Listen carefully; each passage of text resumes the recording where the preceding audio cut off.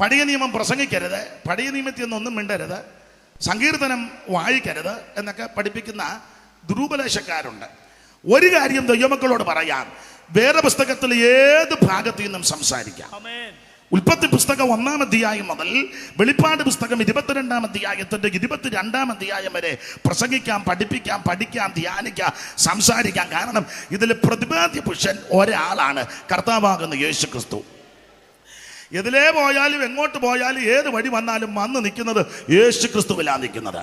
ഇതിലെ പ്രതിപാദ്യ പുരുഷൻ കർത്താവാകുന്ന യേശു ക്രിസ്തു. ഇതിലെ പ്രതിപാദ്യ വിഷയം മനുഷ്യജാതികളുടെ രക്ഷ. സകല മനുഷ്യർക്കും രക്ഷാകരമായ ദൈവകൃപ ഉദിച്ചുവല്ലോ. നാം ഭാഗ്യകരമായ പ്രത്യാശയ്ക്കായിട്ടും മഹാദൈവവും നമ്മുടെ രക്ഷിതാവുമായ യേശു ക്രിസ്തുവിന്റെ തേജസ്സിന്റെ പ്രത്യക്ഷതയ്ക്കായിട്ട് നമ്മൾ കാത്തിരിക്കുക. അപ്പോൾ ഇതിലെ പ്രധാനപ്പെട്ട വിഷയം മനുഷ്യവർഗത്തിന്റെ രക്ഷ. പ്രധാനപ്പെട്ട വ്യക്തി കർത്താവാകുന്ന യേശു ക്രിസ്തു. അപ്പോൾ ഈ വേദപുസ്തകത്തിന്റെ ഏത് ഭാഗത്തു നിന്നും പ്രസംഗിക്കാം. ഞാൻ ഓർപ്പിച്ചല്ലോ, സങ്കീർത്തന പാരായണത്തിന് വളരെ പ്രാധാന്യങ്ങളുണ്ട്. നിങ്ങൾക്കറിയാം, നിങ്ങൾ അനുഭവിക്കുന്നവരും ചെയ്യുന്നവരുമാ. വേർപെട്ട ദൈവമക്കളുടെ മിക്ക കൂട്ടായ്മകളിലും ഇതിന് പ്രാധാന്യം. ഉദാഹരണം, ഒരു വിവാഹ ശുശ്രൂഷ നടക്കുമ്പോൾ നിശ്ചയമായിട്ടും ഒരു സങ്കീർത്തനം വായിച്ച് പ്രാർത്ഥിക്കുക പതിവാണ്. അത് ആ ശുശ്രൂഷയ്ക്ക് ഒരു ഭൂഷണമാണ്. വിശേഷിച്ച് 45-ാം സങ്കീർത്തനമാണ് സാധാരണ വായിക്കുക പതിവ്. അത് വിവാഹം കഴിച്ചവർക്കും അന്ന് കഴിക്കാൻ പോകുന്നവർക്കും ഇനി കഴിക്കാനിരിക്കുന്നവർക്കും അതിലെ വാക്യങ്ങളൊക്കെ ഒരു അനുഗ്രഹമാണ്. അല്ലയോ കുമാരി, കേൾക്കുക, നോക്കുക, ചെവി ചായിക്കുക, സ്വജനത്തെയും പിതൃഭവനത്തെയും മറക്കുക, അപ്പോൾ രാജാവ് നിന്റെ സൗന്ദര്യത്തെ ആഗ്രഹിക്കും, അവൻ നിന്റെ നാഥനല്ലോ എന്നൊക്കെ പറഞ്ഞ് ഒന്ന് പ്രാർത്ഥിക്കുന്നത് ആ ശുശ്രൂഷയ്ക്ക് ഒരു അനുഗ്രഹമാണ്. ആരോട് പറയാൻ? അന്തപുരത്തിലരാഞ്ഞി ചന്തമേറും ശോഭമൂലം, അന്തപുരത്തിലെ രാജ്ഞി ചന്തമേറും ശോഭമൂലം, എന്തു പരിപൂർണ യാമിവൾ അണിയും വസ്ത്രം പൊൻകസബ് കൊണ്ടു നെയ്തത. എന്തു പരിപൂർണ യാമിവൾ അണിയും വസ്ത്രം പൊൻകസബ് കൊണ്ടു നെയ്തത.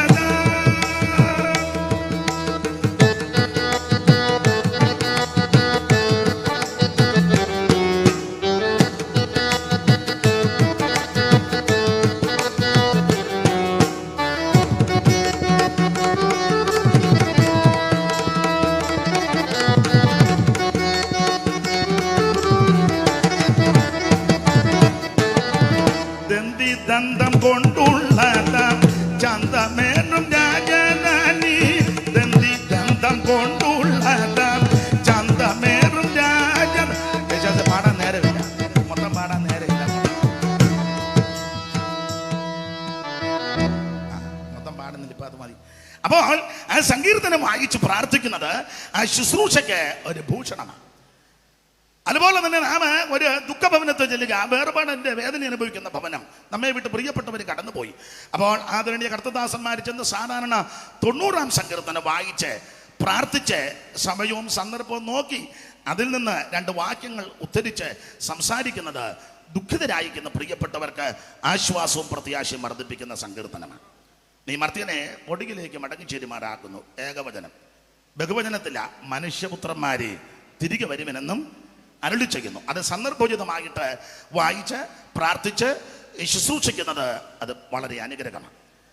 അതുപോലെ തന്നെ നമുക്ക് ദൈവം ഒരു ഭവനം തന്നു. കർത്താവിൻ്റെ വരവ് വരെ മരണം വരെ ഭൂമിയിൽ പാർക്കാൻ ഒരു ഭവനം ആവശ്യമാണ് എല്ലാവർക്കും. അതില്ലാത്ത ആരെങ്കിലും കൊണ്ട് നിരാശപ്പെടേണ്ട, അത് തരാൻ ദൈവം വിശ്വസ്തനുമാണ്. അപ്പോൾ അങ്ങനെ ഒരു ഭവനം തരുമ്പോൾ സാധാരണഗതിയിൽ നമ്മൾ ഉൾപ്പെട്ട് നിൽക്കുന്ന സഭയുടെ ശുശ്രൂഷകനും ദൈവമക്കളും വേണ്ടപ്പെട്ടവരുമൊക്കെ വന്ന് പ്രാർത്ഥിച്ച് അനുഗ്രഹിച്ചാണ് അതിനകത്ത് പാർക്കാനായിട്ട് നമ്മെ അതിനകത്ത് പ്രവേശിപ്പിക്കുന്നത്. അപ്പോൾ സാധാരണഗതിയിൽ ഒരു സങ്കീർത്തനമൊക്കെ വായിച്ച് പ്രാർത്ഥിച്ച് ആ ഭവനം ഒന്ന് സമർപ്പിക്കുന്നത് അനുഗ്രഹമാണ്.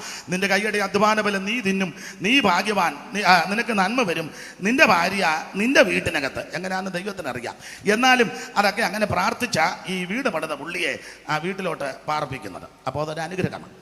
അതുപോലെ തന്നെ ദൈവം നമുക്ക് അവകാശമായി തലമുറയെ തരുമ്പോൾ, അങ്ങനെയാണല്ലോ പുസ്തകത്തിലെ വാക്യം, മക്കൾ യഹോവ തരുന്ന അവകാശവും ഉദരബലം ദൈവം തരുന്ന പ്രതിഫലം, വീരന്റെ കയ്യിലെ അസ്ത്രം. അങ്ങനെ ആ യൗവനത്തിലെ മക്കൾ, ആ മക്കളെ നമുക്ക് ദൈവം തരുമ്പോൾ ആ കുഞ്ഞുങ്ങളെ ദൈവസന്നിധി കൊണ്ടുവന്ന് ഒന്ന് പ്രാർത്ഥിച്ച് സമർപ്പിക്കുന്നത് ഒരനുഗ്രഹമാണ്.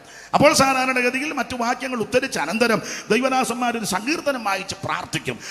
മക്കൾ യഹോവ തരുന്ന അവകാശവും ഉദരബലം ദൈവം തരുന്ന പ്രതിഫലം, വീരന്റെ കയ്യിലെ അസ്ത്രം.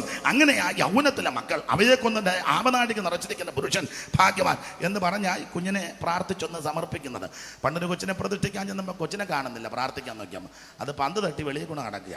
എൻ്റെ കാരണം എന്നാന്ന് വെച്ചാൽ ഇച്ചിരി പ്രായമായിട്ടാണ് പ്രതിഷ്ഠിച്ചത്. കാരണം അപ്പൻ ഇവിടെ ഇല്ലായിരുന്നു, അപ്പം വിദേശത്താണ്. അപ്പം വീട്ടുകാർ പറഞ്ഞു ജോയിക്കുട്ടിയും കൂടെ വന്നേച്ച് പ്രതിഷ്ഠിച്ചാൽ മതി. അതിന് ഇച്ചിരി സമയം പോയി. അവസാനം കണ്ണടച്ച് പ്രാർത്ഥിച്ചപ്പോൾ കൊച്ചനെ കാണുന്നില്ല, അത് പന്ത് തട്ടി. പിന്നെ സെക്രട്ടറി അന്ന് ഓടിച്ചിട്ട് കൊണ്ടുവന്ന് പിടിച്ച് അതിനെ നിർത്തി പ്രതിഷ്ഠിച്ചു. അത് പിന്നെ തീയതി അറിയാനും ഉണ്ടായിരുന്നു. എന്നാലും ഒരു സങ്കീർത്തനം വായിച്ച ഈ കുഞ്ഞിനെ ഒന്ന് ദൈവസന്നിധിയെ സമർപ്പിച്ച് പ്രാർത്ഥിക്കുന്നത്. അതുപോലെ തന്നെ നാം ഒരു ദൂരയാത്രയോ വിദൂരയാത്രയോ വിദേശയാത്രയോ പോകുമ്പോൾ ഉൾപ്പെട്ട് നിൽക്കുന്ന സഭയിലെ ശുശ്രൂഷകനോട് പറയും. അങ്ങനെ അതിൻ്റെ ഓർഡർ, അതിൻ്റെ ക്രമമത. അല്ലാതെ ആരും അറിയാതെ ഉണ്ടയിട്ട് പോയച്ച് അവിടെ ചെന്നേച്ച് വിളിക്കുകയല്ല ഗീന്ന്. നമ്മൾ ചോദിക്കും, ഹലോ ആരാ പാസ്റ്റർ? ഞാനാ. ആരാ? ബ്ലസൻ. എവിടെ? ആലപ്പുഴയാണോ? ഇല്ല, ഞാൻ ഷാർജയല്ല. അയ്യോ, നമ്മൾ ഇന്നലെ ശവക്കോട്ടപ്പാലത്തിൻ്റെ അവിടെ വെച്ച് 5:30 കണ്ടല്ലോ. രാത്രി 8:30 ആയപ്പോൾ ഒരു വിസ കിട്ടിയെന്ന്. ചുമ്മാതാ, വിസ കിട്ടിയിട്ട് എത്രയോ നാളായി. മിണ്ടുകയല്ല, ഉണ്ടയിടുക. അങ്ങനല്ല. ആ ഉൾപ്പെട്ട് നിൽക്കുന്ന സഭ, അവിടുത്തെ ശുശ്രൂഷകനും അവിടെയുള്ള ദൈവമക്കൾ നിനക്ക് വേണ്ടി പ്രാർത്ഥിച്ചതാ. ഇനിയും അവർ പ്രാർത്ഥിക്കും. അപ്പോൾ ജോലി കിട്ടുകയോ കിട്ടാതിരിക്കോ, വിസിറ്റിങ്ങോ അല്ലെങ്കിൽ പെർമനന്റ് എന്തും ആകട്ടെ, പക്ഷേ സഭയെ അറിയിച്ച് ആ ശുശ്രൂഷകന് വന്ന് പ്രാർത്ഥിക്കുന്നത് ഒരു അനുഗ്രഹമാണ്. അങ്ങനെയൊക്കെ പ്രാർത്ഥിക്കുമ്പോൾ സമയവും സന്ദർഭവും നോക്കി ദൈവദാസന്മാർ ഒരു സങ്കീർത്തനം കൂടെ വായിച്ച് 2 ശീല പാട്ടുമൊക്കെ പാടി പ്രാർത്ഥിക്കുക പതിവ്. അതിനൊക്കെ സന്ദർഭോചിതമായിട്ട് പാട്ടുമൊക്കെ ഉണ്ട്. അതും ഉപദേശിമാർ പഠിക്കുന്നത് നല്ലതാണെന്നായി എൻ്റെ ചിലക്ക് ഈ സന്ദർഭോചിതമായിട്ട് പാടാൻ അറിയത്തില്ല. ഞങ്ങളൊരു കല്യാണത്തിന് പണ്ട് പോയി. കല്യാണത്തിന് ഞാൻ രാത്രി അവിടുത്തെ ഉപദേശി രാത്രി പ്രസംഗിച്ച് കഴിഞ്ഞപ്പോൾ ചെറുക്കനെ മുന്നോട്ട് നിർത്തി പ്രാർത്ഥിക്കാനായിട്ട് പുള്ളി ഒരു പാട്ട് പാടുക. ഞാൻ ആ പാട്ടിൻ്റെ വരി ഞാൻ മറന്നുപോയി. പിന്നെ ബോംബ് ഭൂമിയെ, പുള്ളി നാളെ അവൻ്റെ കല്യാണമാണ്, തലയെ കൈവച്ച് പ്രാർത്ഥിക്കുക, പാടുക. ബോംബ് ഭൂമിയെ പിളർക്ക് നേരെ നീ. അവൻ അന്ന് രാത്രി ഓടി ഒളിക്കാഞ്ഞത് ഭാഗ്യം. അവിടെ കൂടിയ ചില ആൾക്കാർ റബ്ബർ തോട്ടം വഴി ഓടി, ചിരിച്ചിട്ട് ചിരി അടക്കാൻ മേല ഓടി. അവിടെ നിന്ന് ഇരിക്കാൻ പറ്റുമോ? പാട്ട് തെറ്റാന്ന് പറയുന്നില്ല, ആ സന്ദർഭത്തിൽ ആ പാട്ടല്ലല്ലോ പാടണ്ടേ. അപ്പൊ സന്ദർഭോചിതമായിട്ട് 2 ശീല പാട്ട് പാടി ഒരു സങ്കീർത്തനം വായിച്ച് പ്രാർത്ഥിക്കുന്നത് അനുഗ്രഹമാണ്. യഹോവന്റെ ഗമനത്തെയും ആഗമനത്തെയും ഇന്ന് മുതൽ എന്നേക്കും പരിപാലിക്കും. പോകുന്ന വ്യക്തിക്ക് നല്ല ഉറപ്പുണ്ട്, എൻ്റെ യാത്രയിൽ ദൈവമുണ്ട്. വീട്ടുകാർക്ക് നല്ല ഉറപ്പുണ്ട്, അങ്ങോട്ടും ഇങ്ങോട്ടുമല്ല ദൈവത്തിൻ്റെ സാന്നിധ്യമുണ്ട്. അപ്പോൾ ഞാൻ ഓർപ്പിച്ചത്, സന്ദർഭോചിതമായിട്ട് സങ്കീർത്തനങ്ങൾ വായിച്ച് ധ്യാനിച്ച് പ്രസംഗിക്കുന്നത്, പ്രബോധിപ്പിക്കുന്നത് ഒരു വളരെ അനുഗ്രഹമാണ്. ആട്ടെ, അങ്ങനെ പോയാൽ ആ വിധത്തിൽ അങ്ങ് പോകും. സങ്കീർത്തനങ്ങൾക്ക് വളരെ പ്രാധാന്യമുണ്ട്. ഇത് ഇന്ത്യ പെന്തക്കോസ്ത് ദൈവസഭ ആലപ്പുഴ സെൻറ്ററിൻ്റെ യോഗമാണ്. കൂടപ്പെട്ടിരിക്കുന്നതെല്ലാം ദൈവമക്കളാണ്. അതുകൊണ്ട് ആ നിലയിലാണ് ഇന്ന് രാത്രി വചനം ശുശ്രൂഷിക്കുന്നത്. വെളിയിൽ വലിയ ഗ്രൗണ്ടിലോ ആ നിലയിലായിരുന്നെങ്കിൽ ആ നിലയിൽ മറ്റുള്ളവർക്കൂടെ ഉതകത്തക്ക വിധത്തിലായിരിക്കും സംസാരിക്കുന്നത്. എന്നാൽ ഇവിടെ കൂടിയതെല്ലാം ദൈവമക്കളായതുകൊണ്ട് ആ നിലയിൽ ഇന്ന് രാത്രി നമുക്ക് ചിന്തിക്കാം. അപ്പോൾ സന്ദർഭോചിതമായിട്ട് സങ്കീർത്തനം വായിച്ച് ധ്യാനിച്ച് പ്രസംഗിക്കുന്നത് വളരെ അനുഗ്രഹമാണ്. നമുക്കറിയാം, ഇതിലെ സിംഹഭാഗ സങ്കീർത്തനങ്ങളും ദൈവത്തിൻ്റെ ദാസനായ ഇസ്രായേലിൻ്റെ മധുരഗായകനായ ദാവീദിനാൽ എഴുതപ്പെട്ട സങ്കീർത്തനമാണ്. ഏറെ സങ്കീർത്തനം ദാവീദ് എഴുതി. അതിനുശേഷമായിട്ട് ആസാഫിൻ്റെ സങ്കീർത്തനങ്ങളുണ്ട്. ലേവി ഗോത്രത്തിൽ കോരഹ് കുലത്തിൽ ബേരക്യാവിൻ്റെ മകനായ ആസാഫ് ചില സങ്കീർത്തനങ്ങൾ പാടി ദൈവത്തെ മഹത്വപ്പെടുത്തി. പിന്നീട് നാം ഹെഡിങ് വായിക്കുന്നത് കോരഹ് പുത്രന്മാരുടെ സങ്കീർത്തനം എന്ന. കോരഹ് പുത്രന്മാരെന്നേ ഉള്ളൂ. അവരാരൊക്കെയാന്ന്? അവിടെ 3 പേരുടെ പേരുണ്ട്. പുറപ്പാട് 6:24 എന്ന് വായിച്ചേ മോൻസി പാസ്റ്റർ. കോരഹിന്റെ പിള്ളേരുടെ പേര് പുറപ്പാട് 6:24. കോരഹിന്റെ പുത്രന്മാർ അസൂർ, എൽക്കാന, അബിയാസാവ് 3 പേരോട് ചേർന്ന്. അപ്പോൾ കോരഹിന്റെ പുത്രന്മാർ അസൂർ, എൽക്കാന, അബിയാസാവ്, ഇവർ 3 പേരും കൂടെ ചേർന്ന് സങ്കീർത്തനം എഴുതി. തലക്കൊട്ടൊന്നേ കൊടുത്തുള്ളൂ കോരഹ് പുത്രന്മാരെന്ന്. നമ്മളന്ന് ഓരോരുത്തരെ വെച്ച് പൊരിപ്പിച്ചാണ്. എന്തായാലും കൊള്ളാം, അവർ 3 പേരോട് ചേർന്ന് സങ്കീർത്തനങ്ങൾ എഴുതി ഒരു പേര് കൊടുത്ത് കോരഹ് പുത്രന്മാർ. അങ്ങനെ കോരഹ് പുത്രന്മാരുടെ സങ്കീർത്തനം. പിന്നീട് ഇങ്ങോട്ട് പഠിച്ചു വരുമ്പോൾ യദുതൂൻ എഴുതിയ ഒരു സങ്കീർത്തനം സങ്കീർത്തനമുണ്ട്, ഏതാൻ എഴുതിയ ഒരു സങ്കീർത്തനമുണ്ട്. അതുപോലെ തന്നെ ഇസ്രായേലിന്റെ പ്രഥമ മഹോപരോഗതനാകുന്ന അഹരോന്റെ നിര്യാണത്തിൽ ഇസ്രായേൽ മക്കൾ ഭാരപ്പെട്ട് വിലപിച്ചപ്പോൾ അഹരോന്റെ അനുജനാകുന്ന പഴയ നിയമത്തിന്റെ മധ്യസ്ഥനാകുന്ന മോശ പ്രാർത്ഥിച്ച ശ്രദ്ധേയമായ പ്രാർത്ഥനയാണ് 90-ാം സങ്കീർത്തനം. മുമ്പേ ഉത്തരിച്ചല്ലോ വാക്യങ്ങൾ. ആ 90-ാം സങ്കീർത്തനം മോശയാൽ എഴുതപ്പെട്ട ആ സങ്കീർത്തനം. 91-ാം സങ്കീർത്തനം ആരാണ് എഴുതിയെന്ന് തലക്കെട്ടിലില്ല. എന്നാൽ വേദ പഠിതാക്കളിൽ ചിലര് അഭിപ്രായപ്പെടുന്നത് മോശയുടെ കൈക്ക് വെള്ളമൊടിച്ച യോശുവയാണ് 91-ാം സങ്കീർത്തനം എഴുതിയെന്ന്. അത് എഴുതിയത് അതിന് ഒരു വാക്യം കൊണ്ട് സാധാരണ തെളിവ് തരുന്നുണ്ട്. ആ സങ്കീർത്തനത്തിൽ ഒരു വാക്യമുണ്ടല്ലോ, അവൻ എന്നോട് പറ്റിയിരിക്കുക, ഞാൻ അവനെ വിടുവിക്കും. കാലേബും യോശുവായും ആമൻ സ്തോത്രം ദൈവത്തോട് പറ്റി നിന്നു. ആ പറ്റി നിന്നവരാൽ എഴുതപ്പെട്ട സങ്കീർത്തനമാണ് 91-ാം സങ്കീർത്തനം. 1-ാം സങ്കീർത്തനം ആരെഴുതിയെന്ന് തലക്കെട്ടിലില്ല. പക്ഷെ വേദ പഠിതാക്കളിൽ ചിലർ പറയുന്നത് 2ഉം 3ഉം സങ്കീർത്തനമൊക്കെ ദാവീദ് എഴുതി, 1-ാം സങ്കീർത്തനം ന്യായശാസ്ത്രിയാകുന്ന യസ്ര എഴുതിയത് എന്നാണ് ചിലരുടെ വാദം. തർക്കിക്കാനും വാദിക്കാനുമുള്ള സമയമല്ലിത്. ഞാൻ പറഞ്ഞു വന്നത് സങ്കീർത്തനത്തിന് വളരെ പ്രാധാന്യമുണ്ട്. ഇനി അജ്ഞാന സങ്കീർത്തനങ്ങൾ, ആരോഹണ സങ്കീർത്തനങ്ങൾ, അവരോഹണ സങ്കീർത്തനങ്ങൾ, ശാപസങ്കീർത്തനങ്ങൾ, മശിക സങ്കീർത്തനങ്ങൾ, ഇടയ സങ്കീർത്തനങ്ങൾ, പ്രേമ സങ്കീർത്തനങ്ങൾ, ഇങ്ങനെ സങ്കീർത്തനങ്ങൾ വളരെ നീണ്ട പട്ടികയാണ്. അപ്പോൾ സന്ദർഭോചിതമായിട്ട് സങ്കീർത്തനം വായിച്ച് ധ്യാനിച്ച് പ്രബോധിപ്പിക്കുന്നതും ശുശ്രൂഷിക്കുന്നതും കേൾക്കുന്നതും കേൾപ്പിക്കുന്നതും ദൈവമക്കൾക്ക് ഒരു അനുഗ്രഹം തന്നെ. ഇപ്പം നമ്മുടെ സഭകളിൽ അധികം സാക്ഷിയോഗമില്ല. പണ്ടൊക്കെ സാക്ഷിയോഗമുണ്ട്, നിങ്ങൾക്കറിയാം, നിങ്ങൾ അനുഭവസ്ഥരാ. അപ്പോൾ ഞാൻ ശ്രദ്ധിച്ചിട്ടുണ്ട്, ഞാൻ വീക്ഷിച്ചിട്ടുണ്ട്. സാക്ഷിക്ക് സമയം കൊടുക്കുമ്പോൾ അനേക അമ്മച്ചിമാരും ചില പിതാക്കന്മാരും ഒക്കെ എഴുന്നേറ്റ് പറയുന്നത് ഞാൻ കേട്ടിട്ടുണ്ട്. കഴിഞ്ഞ ആഴ്ചയൊക്കെ രോഗത്താൽ വളരെ ഭാരപ്പെട്ടു, വളരെ ക്ഷീണതയായിരുന്നു. ശനിയാഴ്ചയൊക്കെ വലിയ വിമ്മിഷ്ടമായിരുന്നു. ഞായറാഴ്ച ആരാധനയ്ക്ക് വരുമോ എന്ന് പോലും ചിന്തിച്ച് വളരെ ഭാരപ്പെട്ടു. എങ്കിലും രാവിലെ എഴുന്നേറ്റ് തൂങ്ങി മയങ്ങിയൊക്കെ ഇരുന്നെങ്കിലും ആരാധന മുടക്കണ്ടെന്നോർത്ത് ഒത്തിയും ചാടി ഇത്തറ്റം വന്നിട്ടും എനിക്ക് വയ്യായിരുന്നു, ഞാൻ പുറകിൽ അങ്ങ് ഇരിക്കുകയായിരുന്നു. പക്ഷേ ആദ്യത്തെ പാട്ടുമൊക്കെ കഴിഞ്ഞ് ദൈവദാസന സങ്കീർത്തനം അങ്ങോട്ട് വായിച്ച് പ്രബോധിപ്പിച്ചപ്പോൾ ദൈവം എന്നെ ധൈര്യപ്പെടുത്തി എന്നോടുള്ള ദൂതായിരുന്നു. അങ്ങനെ എഴുന്നേറ്റ് സാക്ഷി പറയുന്നത് ഞാൻ കേട്ടിട്ടുണ്ട്. അപ്പോൾ സങ്കീർത്തന പാരായണത്തിന് വളരെ പ്രാധാന്യമുണ്ട്. അതുകൊണ്ട് പട്ടുപിടിച്ചവർ പറയുക സങ്കീർത്തനം വായിക്കരുത്, അത് ഒരുത്തനും പറഞ്ഞെന്നാ പറഞ്ഞത് കീറിക്കളഞ്ഞേക്കാൻ. ഏതാ പഴയ നിയമം എല്ലാം കൂടെ കീറിക്കളയാൻ ഏതോ ഒരു വിഡ്ഢി പറഞ്ഞെന്നാ കേൾക്കുന്നത്. പിന്നെ ഞാനത് ആരാന്നൊന്നും പറയുന്നില്ല. ഞാൻ പറഞ്ഞു ദൈവം അവനെ കീറിക്കളയാതിരിക്കട്ടെ. അങ്ങനെ ആണല്ലോ സ്തോത്ര. ദൈവത്തെ മറക്കുന്നവരെ കീറാതിരിക്കട്ടെ, നമുക്ക് പ്രാർത്ഥിക്കാം. വേറൊരു ബുദ്ധികെട്ടവൻ ഒരിക്കൽ പറഞ്ഞു ഇത് തമ്മി കുത്തിക്കെട്ടിയത് ആരാണ്. ഏതാ പഴയ നിയമവും പുതിയ നിയമം കൊണ്ട് അവനാണ് അറിയേണ്ടത് കുത്തിക്കെട്ടിയത് ആരാണെന്ന്. അത് കേട്ടപ്പോൾ ഞാൻ പറഞ്ഞു അവനെ കുത്തിക്കെട്ടാതിരിക്കട്ടെ, അതേ പ്രാർത്ഥിക്കാനൊക്കെയുള്ളു. ഒരു കാര്യം ദൈവമക്കളോട് പറയാ, ഈ 66 പുസ്തകവും പഠിച്ചാൽ ഇത് എല്ലാ തിരുവെടുത്തും ദൈവവിശ്വാസികമാണ്. ഇതിനകത്ത് ദൈവത്തിന്റെ തിരുവചനമാണ്. അല്പബുദ്ധിയെ ജ്ഞാനിയാക്കുന്ന തിരുവചനം, ഉലയിലൊരുക്കി ശുദ്ധി ചെയ്ത തിരുവചനം, നിന്റെ അണ്ണാക്കിന് മധുരമായ തിരുവചനം, അതിവേഗത്തിലോടുന്ന തിരുവചനം, ഇത് പൊന്നിലും തങ്കത്തിലും ആഗ്രഹിക്കുന്ന തിരുവചനം, ഇത് തേനിലും തേൻകെട്ടിലും മധുരമുള്ള തിരുവചനം. ഈ വചനം കേട്ട് ധൈര്യപ്പെടണം. ഇത് അതിവേഗത്തിൽ ഓടുന്ന വചനമാ. യെശയ്യാ പറയുക, എന്റെ വായിൽ നിന്ന് പുറപ്പെടുന്ന വചനം വെറുതെ എന്റെ അടുക്ക് വരത്തില്ല, ഞാൻ അയച്ച കാര്യം സാധിപ്പിക്കും, ഇഷ്ടമുള്ളതെല്ലാം നിവർത്തിക്കും എന്ന് പറഞ്ഞാൽ ഇന്ന് രാത്രി രോഗശാന്തിയുടെ വചനം അങ്ങോട്ട് വന്ന് രോഗം വർദ്ധിപ്പിക്കുകയല്ല, ഈ വചനം കടന്നു വന്ന് ക്രിയ ചെയ്ത് നിന്റെ രോഗത്തെ സൗഖ്യമാക്കും. വിഷണ്ണ മനസ്സിന് സ്തുതി എന്ന മേലാട കൊടുക്കുന്നത് ആ ദൈവത്തിന്റെ വചനം. മാത്രമല്ല എബ്രായർ 4:12 വിളിക്കുന്ന എല്ലാവർക്കും മനപ്പാടമാ. ആ ഇരുവായിട്ടുള്ള ഏത് വാളിനേക്കാൾ മൂർച്ചയേറിയതും ആത്മാവിനെയും പ്രാണനെയും സന്ധിമറ്റകളെ വേറെ വിടുവിക്കുമെന്നെ തുളച്ചു ചെല്ലുന്ന ദൈവത്തിന്റെ വചനം. ഇന്ന് രാത്രി ആ വചനം നിന്നോട് വ്യവഹരിച്ചുകൊണ്ടിരിക്കുക. യിരെമ്യാ പറയുക, യഹോവയുടെ വചനം തീ പോലെയും പാറയെ തകർക്കുന്ന ചുറ്റികയാ. ആവർത്തനത്തിൽ വായിക്കുക, ഇളം പുല്ലി പെയ്യുന്ന മഞ്ഞ് പോലെ മേരി പോലെ ദൈവത്തിന്റെ വചനം. 107-ാം സങ്കീർത്തനം, അവന്റെ വചനം വെച്ചവരെ സൗഖ്യമാക്കി. ഇന്ന് രാത്രി നിന്നെ സൗഖ്യമാക്കുന്ന വചനം നമ്മുടെ കർത്താവ് ഇങ്ങനെ തിരുവായി മടിഞ്ഞു. ഇപ്പോൾ സംസാരിച്ച വചനം നിമിത്തം നിങ്ങൾ ശുദ്ധിയുള്ളവരാ. നിന്നെ ശുദ്ധീകരിക്കുന്ന വചനം, ബലപ്പെടുത്തുന്ന വചനം, വിടുവിക്കുന്ന വചനം, സൗഖ്യമാക്കുന്ന വചനം, അണ്ണാക്കിന് മധുരം തരുന്ന വചനം, നിന്റെ മേറയെ മധുരിപ്പിക്കുന്ന വചനം, ധൈര്യപ്പെടുത്തുന്ന വചനം. ഇന്ന് രാത്രി ആ വചനം സന്തോഷത്തോടെ കൈക്കൊള്ളണം. Praise the Lord. വചനം എങ്ങനെ പ്രസംഗിക്കണമെന്നും വചനം പ്രസംഗിക്കുമ്പോൾ എങ്ങനെ കേൾക്കണമെന്നും പുസ്തകത്തിൽ വാക്യമുണ്ട്. ഒന്ന് വായിച്ചോ മോൻസിപ്പാസ്റ്റേ, അറിവുള്ള വാക്യമാ, നിങ്ങൾക്കെല്ലാം അറിയാമല്ലോ, ഞാനൊന്ന് ഓർപ്പിക്കുന്നതേ ഉള്ളൂ. തെസലോനിക്കർ 1:5 എങ്ങനെ പ്രസംഗിക്കണം, പ്രസംഗം നടക്കുമ്പോൾ എങ്ങനെ കേൾക്കണം, രണ്ടും എഴുതിയിട്ടുണ്ട്. മോനിച്ചൻ പാസ്റ്റേ രണ്ടുമുണ്ട്. എങ്ങനെ ഞങ്ങളുടെ സുവിശേഷം വചനമായി മാത്രമല്ല, ഞങ്ങളുടെ സുവിശേഷം വചനമായിട്ട് മാത്രം. കുറെ വാചകം എനിക്കൂടെ വിടവ് തരണേ. ഞങ്ങളുടെ സുവിശേഷം വചനമായിട്ട് മാത്രമല്ല. കുറെ വാക്യം നിന്ന് പറയല്ല, നല്ലതാ വാക്യം, കുറെ വാക്യം അനങ്ങാതെ നിന്ന് കുറെ വാക്യം പറഞ്ഞേച്ച് പോകുകയല്ല. ഞങ്ങളുടെ സുവിശേഷം ശുശ്രൂഷ കുറെ വചനം മാത്രം പറയല്ല.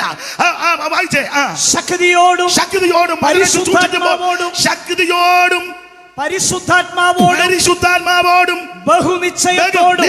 ഇങ്ങനെ ശുശ്രൂഷ ശക്തിയോടും പരിശുദ്ധാത്മാവോടും നിശ്ചയത്തോടും. ഞാൻ പറയാനുണ്ട്, മറവിയുള്ളവരെ കുറിച്ചു വെക്കുന്ന നല്ലതാ. എല്ലാവർക്കും ഒരേ ഓർമ്മയല്ലല്ലോ. മറവിയുള്ളവരെ അത് കുറിച്ചു വെച്ച് തെറ്റാതെ പറയുന്നത് വളരെ. പക്ഷെ നമ്മുടെ വിശ്വാസികൾ ചെല്ലു പറയും, പാസ്റ്റർ കുറിപ്പുമായിട്ടാണ് വരുന്നത്. ആ പാസ്റ്റർ വിവരമുള്ള ആളാണ്, അതുകൊണ്ട് ആ കുറിപ്പുമായിട്ട് വരുന്നത്. കാരണം വിഡിത്തം ഒന്നും വിളിച്ച് പറയണ്ട, ഉള്ളത് പറഞ്ഞാൽ മതിയല്ലോ. കുറിപ്പ് വെച്ച് പറയുന്നത് നല്ലതാണ്. ഇല്ലാത്തവർ ഓർമ്മയുള്ളവർ അത് തന്നെയാണല്ലോ ഓർത്ത് പറയുന്നത്. അപ്പൊ എന്തായാലും വചനത്തിൽ നിശ്ചയം വേണം. ഞങ്ങളുടെ സുവിശേഷം കുറെ വാക്യം കഷ്ടം സഹിക്കേണ്ടി വന്നിട്ടും നിങ്ങൾ പരിശുദ്ധാത്മാവിന്റെ സന്തോഷത്തോടെ വചനം കൈക്കൊണ്ടു. ഇന്ന് രാത്രി ദൈവദാസന്മാരെ ശുശ്രൂഷിക്കുന്നത് നിശ്ചയത്തോടും പരിശുദ്ധാത്മാവോടും അവൻ ശക്തിയോടും വചനം പറയുമ്പോൾ കേൾക്കേണ്ടത് എങ്ങനെ?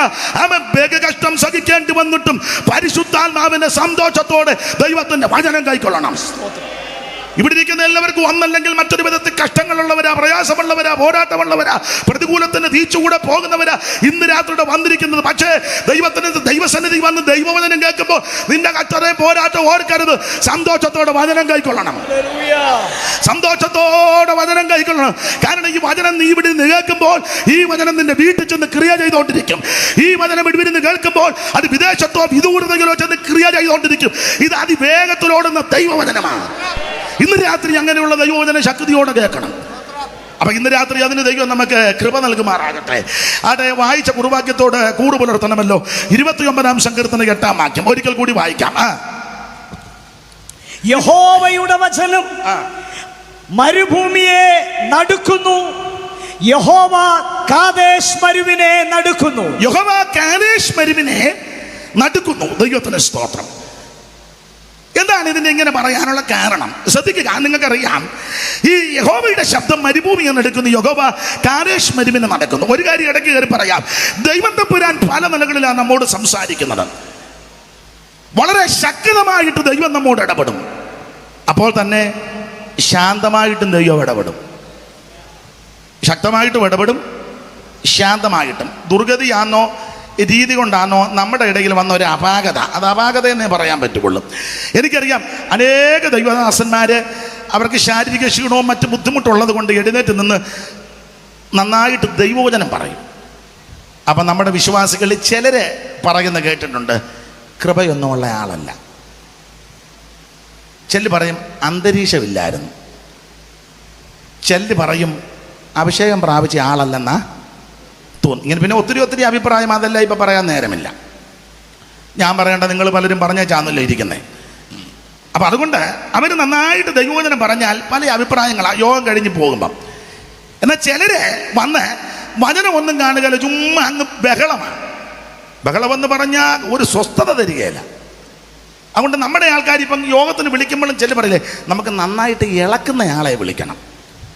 നന്നായിട്ട് ഇളക്കുന്നയാൾ, അത് കേറ്റിറങ്ങിയാർക്ക് ആവശ്യം. ഇളക്കുന്നവരെ അവിടെ ഒത്തിരി സാധനം ഇളക്കാനുണ്ട്, അടി പിടിക്കാതിരിക്കാൻ. ഇവിടെ അതല്ല, ഇവിടെ ദൈവവചനം വന്നതിൻ്റെ ശക്തിയോടാണ് പറയേണ്ടത്.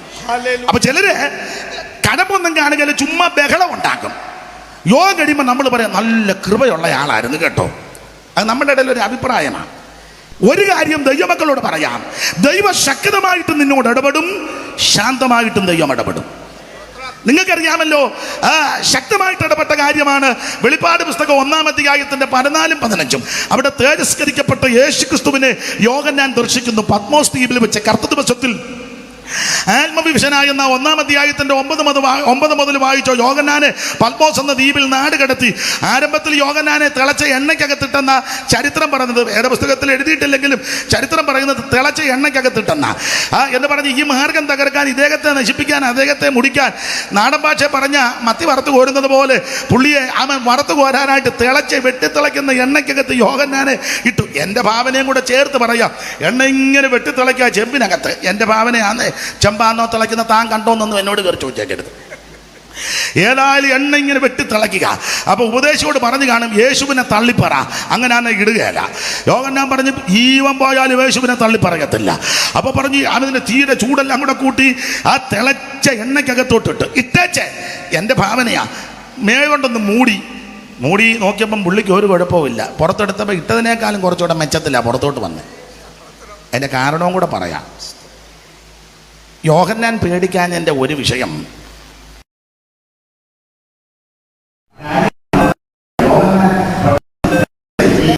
തിളച്ച എണ്ണയും കണ്ടപ്പം യോഹന്നാൻ്റെ അകത്തൊരു ചിന്ത വന്നത്, സ്തോത്രം, പണ്ട് 7 മടങ്ങ് തീയുടെ ബലം കൂട്ടിയൊരു സംഭവമുണ്ട്.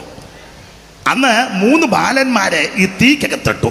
ഇട്ടവനും ഇട്ട രാജാവും എല്ലാം നോക്കി നിൽക്കുമ്പോൾ 4മതൊരുവൻ ആ തീയുടെ നടുവിൽ കൂടെ ഇറങ്ങി. അവനെയാ ഞാൻ സേവിക്കുന്നത്. എന്നെ കേൾക്കുന്ന പ്രിയപ്പെട്ടവരെ, തീച്ചൂള ചിലപ്പോൾ കൂട്ടിയെന്ന് വരാ, നിനക്കെതിരെ അവൻ തീച്ചൂള വർദ്ധിപ്പിച്ചെന്ന് വരാ, നീ വെന്ത് കരിഞ്ഞ് കാണുവാൻ കാത്തു നിൽക്കുന്നവർ കണ്ടെന്ന് വരാ. നീ പതറരുത്, ക്ഷീണിക്കരുത്. നിനക്ക് വേണ്ടി 4മനായിട്ട് ഒരുവൻ ഇറങ്ങി വരും. ആമ ഇട്ട ചക്രവർത്തി ചോദിച്ചു, ആമ ജോയിക്കുട്ടി, നമ്മൾ 3 പേരെ അല്ലയോ ഇട്ടത്? അതെ. പിന്നെ ആണ്ട 4 പേര് നടക്കുന്നു. അവൻ നോക്കിയപ്പോൾ അച്ഛാ 4 പേരുണ്ട്. അയ്യോ, ഒരുത്തൻ്റെ രൂപം കണ്ടാൽ ദൈവദൂതന്റെ രൂപം പോലൊക്കുക. ആമ നീ ആമനത് ഏകയായി പ്രതികൂലത്തിന്റെ തീച്ചൂളക്കകത്തൂടെ പോകുമ്പോൾ കണ്ണടച്ച് കളയുന്ന ദൈവമല്ല, മാറിക്കളയുന്ന ദൈവമല്ല, നിന്നെ ഉപേക്ഷിക്കുന്ന ദൈവമല്ല, നിന്നെ തള്ളിക്കളയുന്ന ദൈവമല്ല. 4മനായി തീയുടെ നടുവിൽ കൂടി നടകൊള്ളുന്ന നസറായൻ ഇന്ന് രാത്രി നമ്മുടെ നടുവിലുണ്ട്. ആ കരങ്ങൾ ഉയർത്തി ദൈവത്തിന് മഹത്വം കൊടുക്ക. തീച്ചുള്ള എതിരായതിഞ്ഞാൽ ശത്രുക്കിനെ പോൽ വീഴ്ത്തപ്പെട്ടാലും തീച്ചുള്ള എതിരായതിഞ്ഞാൽ ശത്രുക്കിനെ പോൽ കൂടെയും അഗ്നിയിലിറങ്ങി വെന്തിടാതെ പ്രിയൻ വിടുവിക്കും. എന്നോട് കൂടെയും അഗ്നിയിലിറങ്ങി വെന്തിടാതെ പ്രിയൻ വിടുവിക്കും.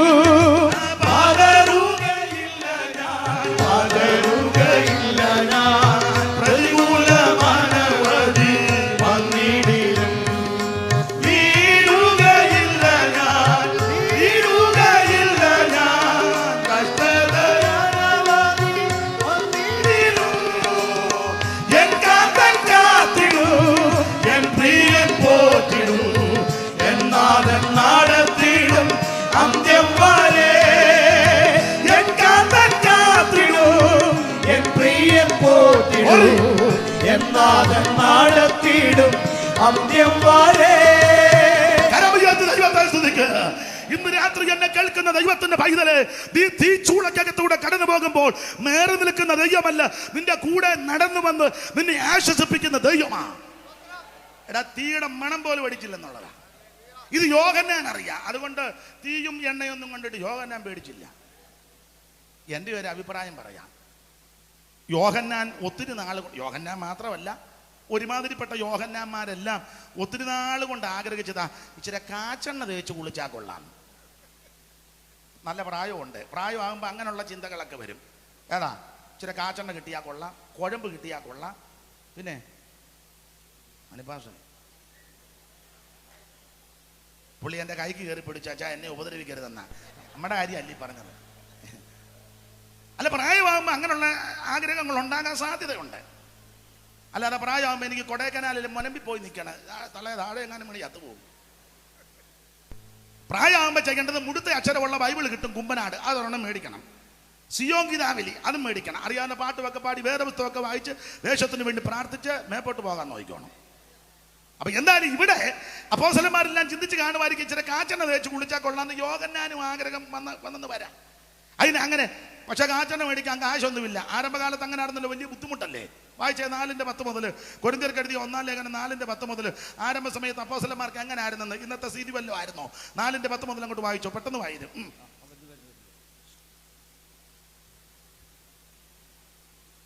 ഞങ്ങൾ ക്രിസ്തു നിമിത്തം ബോഷന്മാർ, നിങ്ങൾ ക്രിസ്തുവിൽ വിവേകികൾ, ഞങ്ങൾ ബലഹീനർ, നിങ്ങൾ ബലവാന്മാർ, നിങ്ങൾ മഹത്തുക്കൾ, ഞങ്ങൾ മാനഹീനർ. ഈ നാഴിക വരെ ഞങ്ങൾ വിശന്നും ദാഹിച്ചും. ഈ നാഴിക വരെ ഞങ്ങൾ ബഹുവചനമാണ്. ഇതെഴുതിയ അപ്പോസ്തലനും ശേഷമുള്ള അപ്പോസ്തലന്മാര് വന്ന് സാരം. ഞങ്ങൾ ബഹുവചനം. ഈ നാഴിക വരെ, ഇതെഴുതുന്ന സമയം വരെ ഞങ്ങൾ, ഞാനും ശേഷമുള്ള അപ്പോസ്തലന്മാര് വന്ന് സാരം. ഈ നാഴിക വരെ ഞങ്ങൾ വിശന്നും ദാഹിച്ചും ഉടുപ്പാനില്ലാതെയും കുത്തുകൊണ്ടും സ്ഥിരവാസം കൂടാതെ. അന്നേരം പറയാം അന്ത്യോക്യ സിംഹാസനം ഉണ്ടായിരുന്നെന്ന്, കൊരണ്ടി പോലും ഇല്ലായിരുന്നു. അന്നേരം പറഞ്ഞ അന്ത്യോക്യലല്ല റോമിലായിരുന്നെന്ന്. എന്തോ പറയാനാ? എടാ, അന്ത്യോക്യയിലും ഇല്ല റോമിലും ഇല്ല, പട്ടിയെ ഓടിക്കുമ്പോൾ ഓടിക്കുക, സ്ഥിരവാസം കൂടാതെ. ഈ നാഴിക വരെ ഞങ്ങൾ വിശന്നും ദാഹിച്ചും ഉടുപ്പാനില്ലാതെയും കുത്തുകൊണ്ടും സ്ഥിരവാസം കൂടാതെ. ഇനി 2 കൊരിന്ത്യർ 11 താഴോട്ടുള്ള വേദഭാഗം ഒന്നും ഇപ്പം വായിപ്പിക്കുന്നില്ല, പിന്നീട് വായിച്ചാൽ മതി. അറിയാമല്ലോ, കാട്ടിലെ ആപത്ത്, കടലിലെ ആപത്ത്, കള്ള സഹോദരന്മാരുടെ ആപത്ത്, പട്ടിണി, പൈതാകം, ഉപദ്രവം, നഗ്നത, ആപത്ത്, കടലിലെ ആപത്ത്, കള്ള സഹോദരന്മാരുടെ ആപത്ത്, കോലിനാണ് കൊണ്ടത്, കല്ലേറ് കൊണ്ടത് എന്ന് വേണ്ടെന്നെല്ലാം വൈതരണികളാണ്. ഇതിനിടെ എവിടെ കാച്ചെണ്ണ തേച്ച് കുളിക്കാൻ നേരം. അപ്പോൾ ഒരു ആഗ്രഹം വന്ന് കാണും, ഇച്ചിരി കാച്ചെണ്ണ കിട്ടിയ കൊള്ള. ഈ ചില ആഗ്രഹമൊക്കെ ദൈവം നിറവേറ്റും, പക്ഷെ വേറെ രീതി കൂടാന്നേ ഉള്ളൂ. ഒരല്പ കാച്ചെണ്ണ ഞാൻ പുള്ളി പ്രതീക്ഷിച്ചെങ്കിലും ദൈവം തമ്പുരാൻ കൊടുത്തപ്പോൾ ഒരു ചെമ്പ് നിറച്ച് കാച്ചി ഇട്ടിരിക്കുക. പുസ്തകത്തിൽ ഉപദേശം വിഷയം വേറെ ആണെങ്കിലും പ്രയോഗം കൊള്ളാം, ചോദിക്കുന്നതിലും അതാട്ടെ. അങ്ങനെ യോഹന്നാനെ പിന്നീട് നാട് കിടത്തി, വിവരിക്കുന്നില്ല.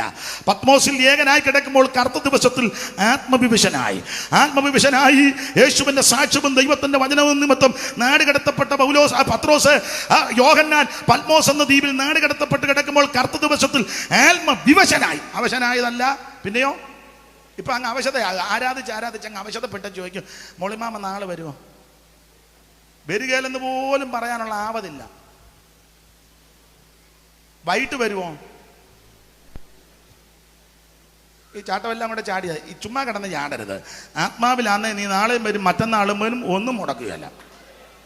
അപ്പൊ ചുരുക്കി പറഞ്ഞാൽ അവശനായെന്നല്ല, വിവശനാകുന്ന. 10 ദിവസത്തിൽ ആത്മവിവശനായി. വായിച്ചേ. നീ കാണുന്നത് ഒരു പുസ്തകത്തിൽ എഴുതി. എഴുതണം. ആത്മവിവശത വന്നാൽ കാണും, കേൾക്കും, എഴുതും, അറിയും, ഓർക്കും, പറയും. ഇതൊക്കെ ആത്മവിവശത. ഇപ്പൊ പലയിടത്ത് ആത്മവിവശത വന്നാൽ പൊത്തോന്ന് വീണ് അവിടെ കിടക്കുക, അനങ്ങുകയല്ല. പിന്നെ മെയിൻ പുള്ളി പറയും തൊടണ്ട, അവിടെ കിടന്നോട്ടെന്ന്. അവർ വണ്ടി കയറി പോവുകയും ചെയ്തു.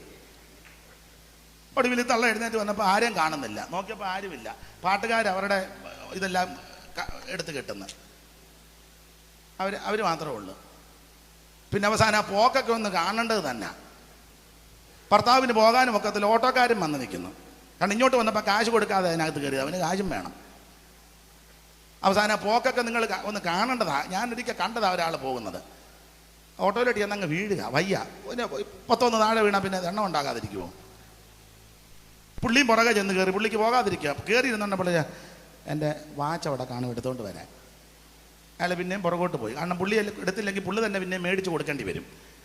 അതൊക്കെ അവശതയാ. ഇതങ്ങനല്ല, ഇത് വിവശതയാ. അവശത വേറെ, വിവശത വേറെ. താരതമ്യ പഠനം അല്ലല്ലോ. അല്ലെ പിന്നെ അങ്ങോട്ട് പോകാറുണ്ട്. 10 ദിവസത്തിൽ ആത്മവിവശനായി. നീ കാണുന്നത് ഒരു പുസ്തകത്തിൽ എഴുതി. നീ കാണുന്നത് ഒരു പുസ്തകത്തിൽ എഴുതി. എന്ന 7 സഭകൾക്ക് എഴുതുക എന്ന് കാഹളത്തിനൊരു ശബ്ദം എന്റെ പുറകിൽ കേട്ടു. എന്നോട് സംസാരിച്ച നാദം എന്തെന്ന് കാണാൻ ഞാൻ തിരിഞ്ഞു. 13-ാം വാക്യം. തിരിഞ്ഞപ്പോൾ 7 പൊൻനിലവിളക്കുകളെയും നിലവിളക്കുകളുടെ നടുവിൽ നിലയങ്കി ധരിച്ച് പൊൻകച്ച കെട്ടിവനായി മനുഷ്യപുത്രനോട് സദൃശനായവനായി തേജസ്കരിക്കപ്പെട്ട യേശു ക്രിസ്തു ഇന്ന് രാത്രി ആ കർത്താവ് നമ്മുടെ നടുവിൽ വന്നിട്ടുണ്ട്. 7 നക്ഷത്രം മലങ്കിൽ പിടിച്ച് നിലവിളക്കട നടുവിൽ നിലയങ്കി അവൻ ധരിച്ച് നടകൊള്ളുന്ന നസ്രായൻ ഇന്ന് രാത്രി നിന്റെ സമയമേ വന്നിട്ടുണ്ട്. ഈ രാത്രി ഈ ഹോളിനകത്ത് വന്നിട്ടുണ്ട്. എന്തിനു വന്നിരിക്കുന്നു? കുരുടർക്ക് കാഴ്ച കൊടുക്കുവാൻ, ചെകിടരെ കേൾവി കൊടുക്കുവാൻ, മുടന്തരെ നടത്തുവാൻ, ഊമർക്ക് സംസാരം ചാച്ചു കൊടുക്കുവാൻ, മരിച്ചവരെ ഉയർപ്പിക്കുവാൻ, രോഗികളെ സൗഖ്യമാക്കുവാൻ, ഭൂതങ്ങളെ പുറത്താക്കുവാൻ, നിന്റെ മേൽ കൃപ പകരുവാൻ ഇന്ന് രാത്രി നസ്രായൻ വന്നിട്ടുണ്ട്. അനുഭവിക്കുന്ന ദൈവമക്കൾ ഇന്ന് രാത്രി ദൈവത്തിന് മഹത്വം കൊടുക്ക്. ഓ കൃപ! മാറത്തുവൻ കച്ചകെട്ടവനായി, ചുട്ടു പഠിപ്പിച്ച വെള്ളോടിന് സദൃശമുള്ള ഭാരമുള്ളവനായി, 7 നക്ഷത്രം മലകിൽ പിടിച്ചവനായി ഇന്ന് രാത്രി നസ്രായൻ ഈ നടുവിൽ ഗുലാബിക്കൊണ്ടിരിക്കുക. അനുഭവിക്കുന്നവർ ഇന്ന് രാത്രി ദൈവത്തിന് മഹത്വം കൊടുക്ക. ദൈവശക്തി വ്യാപരിക്കട്ടെ. നിന്റെ വിഷണ്ണ മനസ്സ് ഇന്ന് രാത്രി മാറട്ടെ. സ്തുതി എന്ന മേലാട ഇന്ന് രാത്രി പകരട്ടെ. ദൈവകൃപ ഇന്ന് രാത്രി വ്യാപരിക്കട്ടെ. നിന്റെ അസ്ഥിക്കകത്ത്, ധമനിക്കകത്ത്, ഞരമ്പിനകത്ത്, രക്തത്തിനകത്ത് കുടുങ്ങിയിരിക്കുന്ന രോഗാണുക്കൾ ഈ രാത്രി ദൈവത്തിന്റെ വചനത്തിന്റെ ശക്തിയാൽ ഒരുക്കി മാറട്ടെ. അടമന ജലതല വൈശസ് കടമന പടമല. ഓ കൃപ കൃപ. ഓ ഒരറ്റം മുതൽ ഒരറ്റം വരെ ദൈവശക്തി വ്യാപരിക്കട്ടെ. നമ്മുടെ മഹായോഗത്തിന്റെ കൊടുമലത്തെ രാത്രി യോഗത്തിൽ ദൈവകൃപ ഇന്ന് രാത്രി വ്യാപരിക്കട്ടെ. അർത്ഥൽ കടകനകതല ശിരസ് മുതൽ പ്രാണം വരെ ദൈവകൃപ വചനത്തിന്റെ ശക്തി, ദൈവത്തിന്റെ വചനത്തിന്റെ വ്യാപാര ശക്തി, ദൈവാത്മാവിന്റെ വ്യാപാര ശക്തി. ദൈവത്തിന്റെ മഹത്വം, ദൈവത്തിന്റെ മഹത്വം, ദൈവത്തിന്റെ മഹത്വം, ദൈവത്തിന്റെ മഹത്വം, ദൈവത്തിന്റെ മഹത്വം, ദൈവത്തിന്റെ മഹത്വം, ദൈവത്തിന്റെ മഹത്വം, ദൈവത്തിന്റെ മഹത്വം, ദൈവത്തിന്റെ മഹത്വം, ദൈവത്തിന്റെ മഹത്വം, ദൈവത്തിന്റെ മഹത്വം, ദൈവത്തിന്റെ മഹത്വം, ദൈവത്തിന്റെ മഹത്വം, ദൈവത്തിന്റെ മഹത്വം, ദൈവത്തിന്റെ മഹത്വം, ദൈവത്തിന്റെ മഹത്വം, ദൈവത്തിന്റെ മഹത്വം.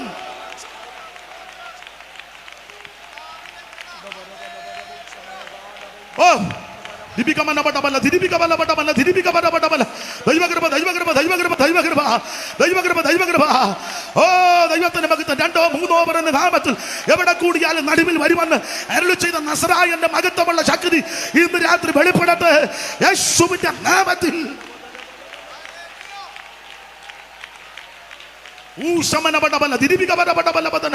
ദൈവകൃപ, ദൈവകൃപ, ദൈവകൃപ, ദൈവകൃപ, ദൈവത്തിന്റെ മഹത്വം, ദൈവത്തിന്റെ മഹത്വം. കരമുയർത്തി ഹല്ലേലൂയ പാടാ. കാലുകളിൽ കാച്ചി പഴുപ്പിച്ച നല്ല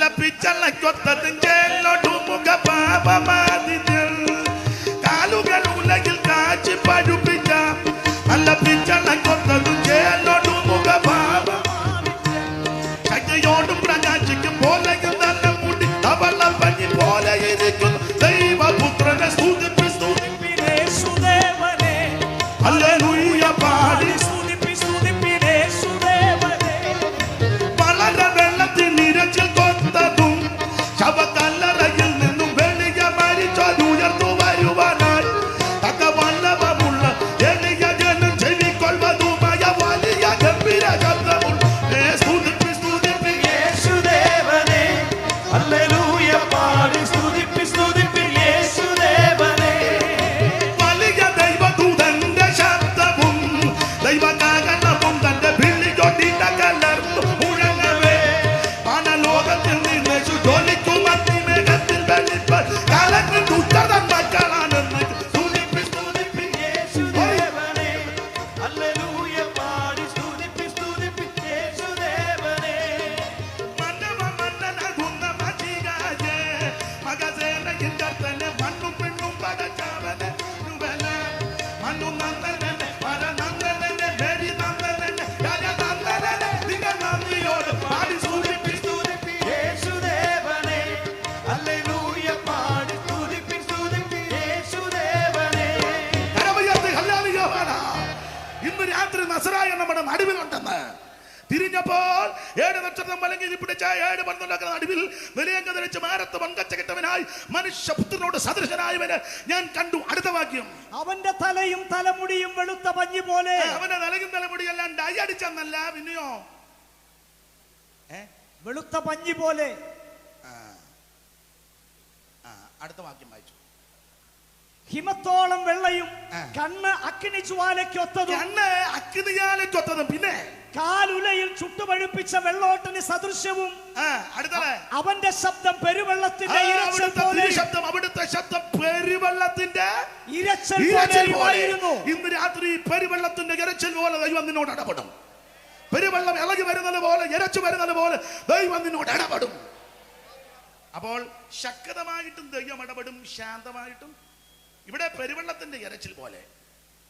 വേറൊരു ഭാഗത്ത് സാവധാനത്തിൽ മൃദുശബ്ദമെന്ന 19:11 വായിച്ചു. രാജാക്കന്മാരുടെ 1-ാം പുസ്തകം 19:11. അറിവുള്ള വാക്യമാ എങ്കിലും വായിച്ചു. അറിയാത്ത ആരെങ്കിലും ഉണ്ടെങ്കിൽ അവരൊന്ന് അറിഞ്ഞോട്ടെ. ഇവിടെ ഇരിക്കുന്ന എല്ലാവർക്കും അറിയാന്നുള്ളത് എനിക്കറിയാം.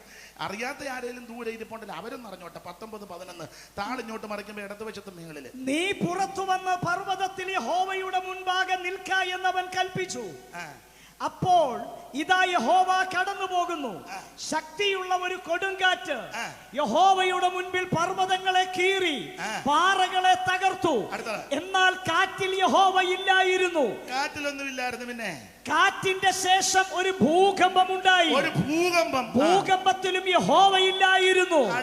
ഭൂകമ്പത്തിന്റെ ശേഷം ഒരു തീ. തീയിലും യഹോവ ഇല്ലായിരുന്നു. തീയുടെ ശേഷം എനിക്കൂടെ വിടവ് താന്ന്. കാറ്റ്, ഭൂകമ്പം, മൂന്നാമത് തീ. അവിടെ വായിക്കുന്ന തീ ദൈവം ഇല്ലായിരുന്നെന്ന്. അന്നേരം നമ്മൾ പറയും ആ തീ കത്തട്ടെന്ന്. ഏത് തീയാന്നുള്ളത് ചിന്തിച്ചോണം. സ്തോത്രം. തീക്കകത്തും ഇല്ലായിരുന്നെന്ന. അതവിടെ നിൽക്കട്ടെ, നമ്മുടെ വിഷയം അല്ലല്ലോ, വെറുതെ എന്തിനാ അസ്വസ്ഥത ഉണ്ടാക്കുന്നത്.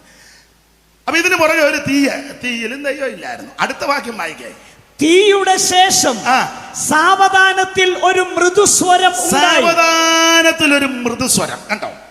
വെളിപ്പാട് 14:15 പെരുവെള്ളത്തിന്റെ ഇരച്ചിൽ പോലുള്ള ശബ്ദം.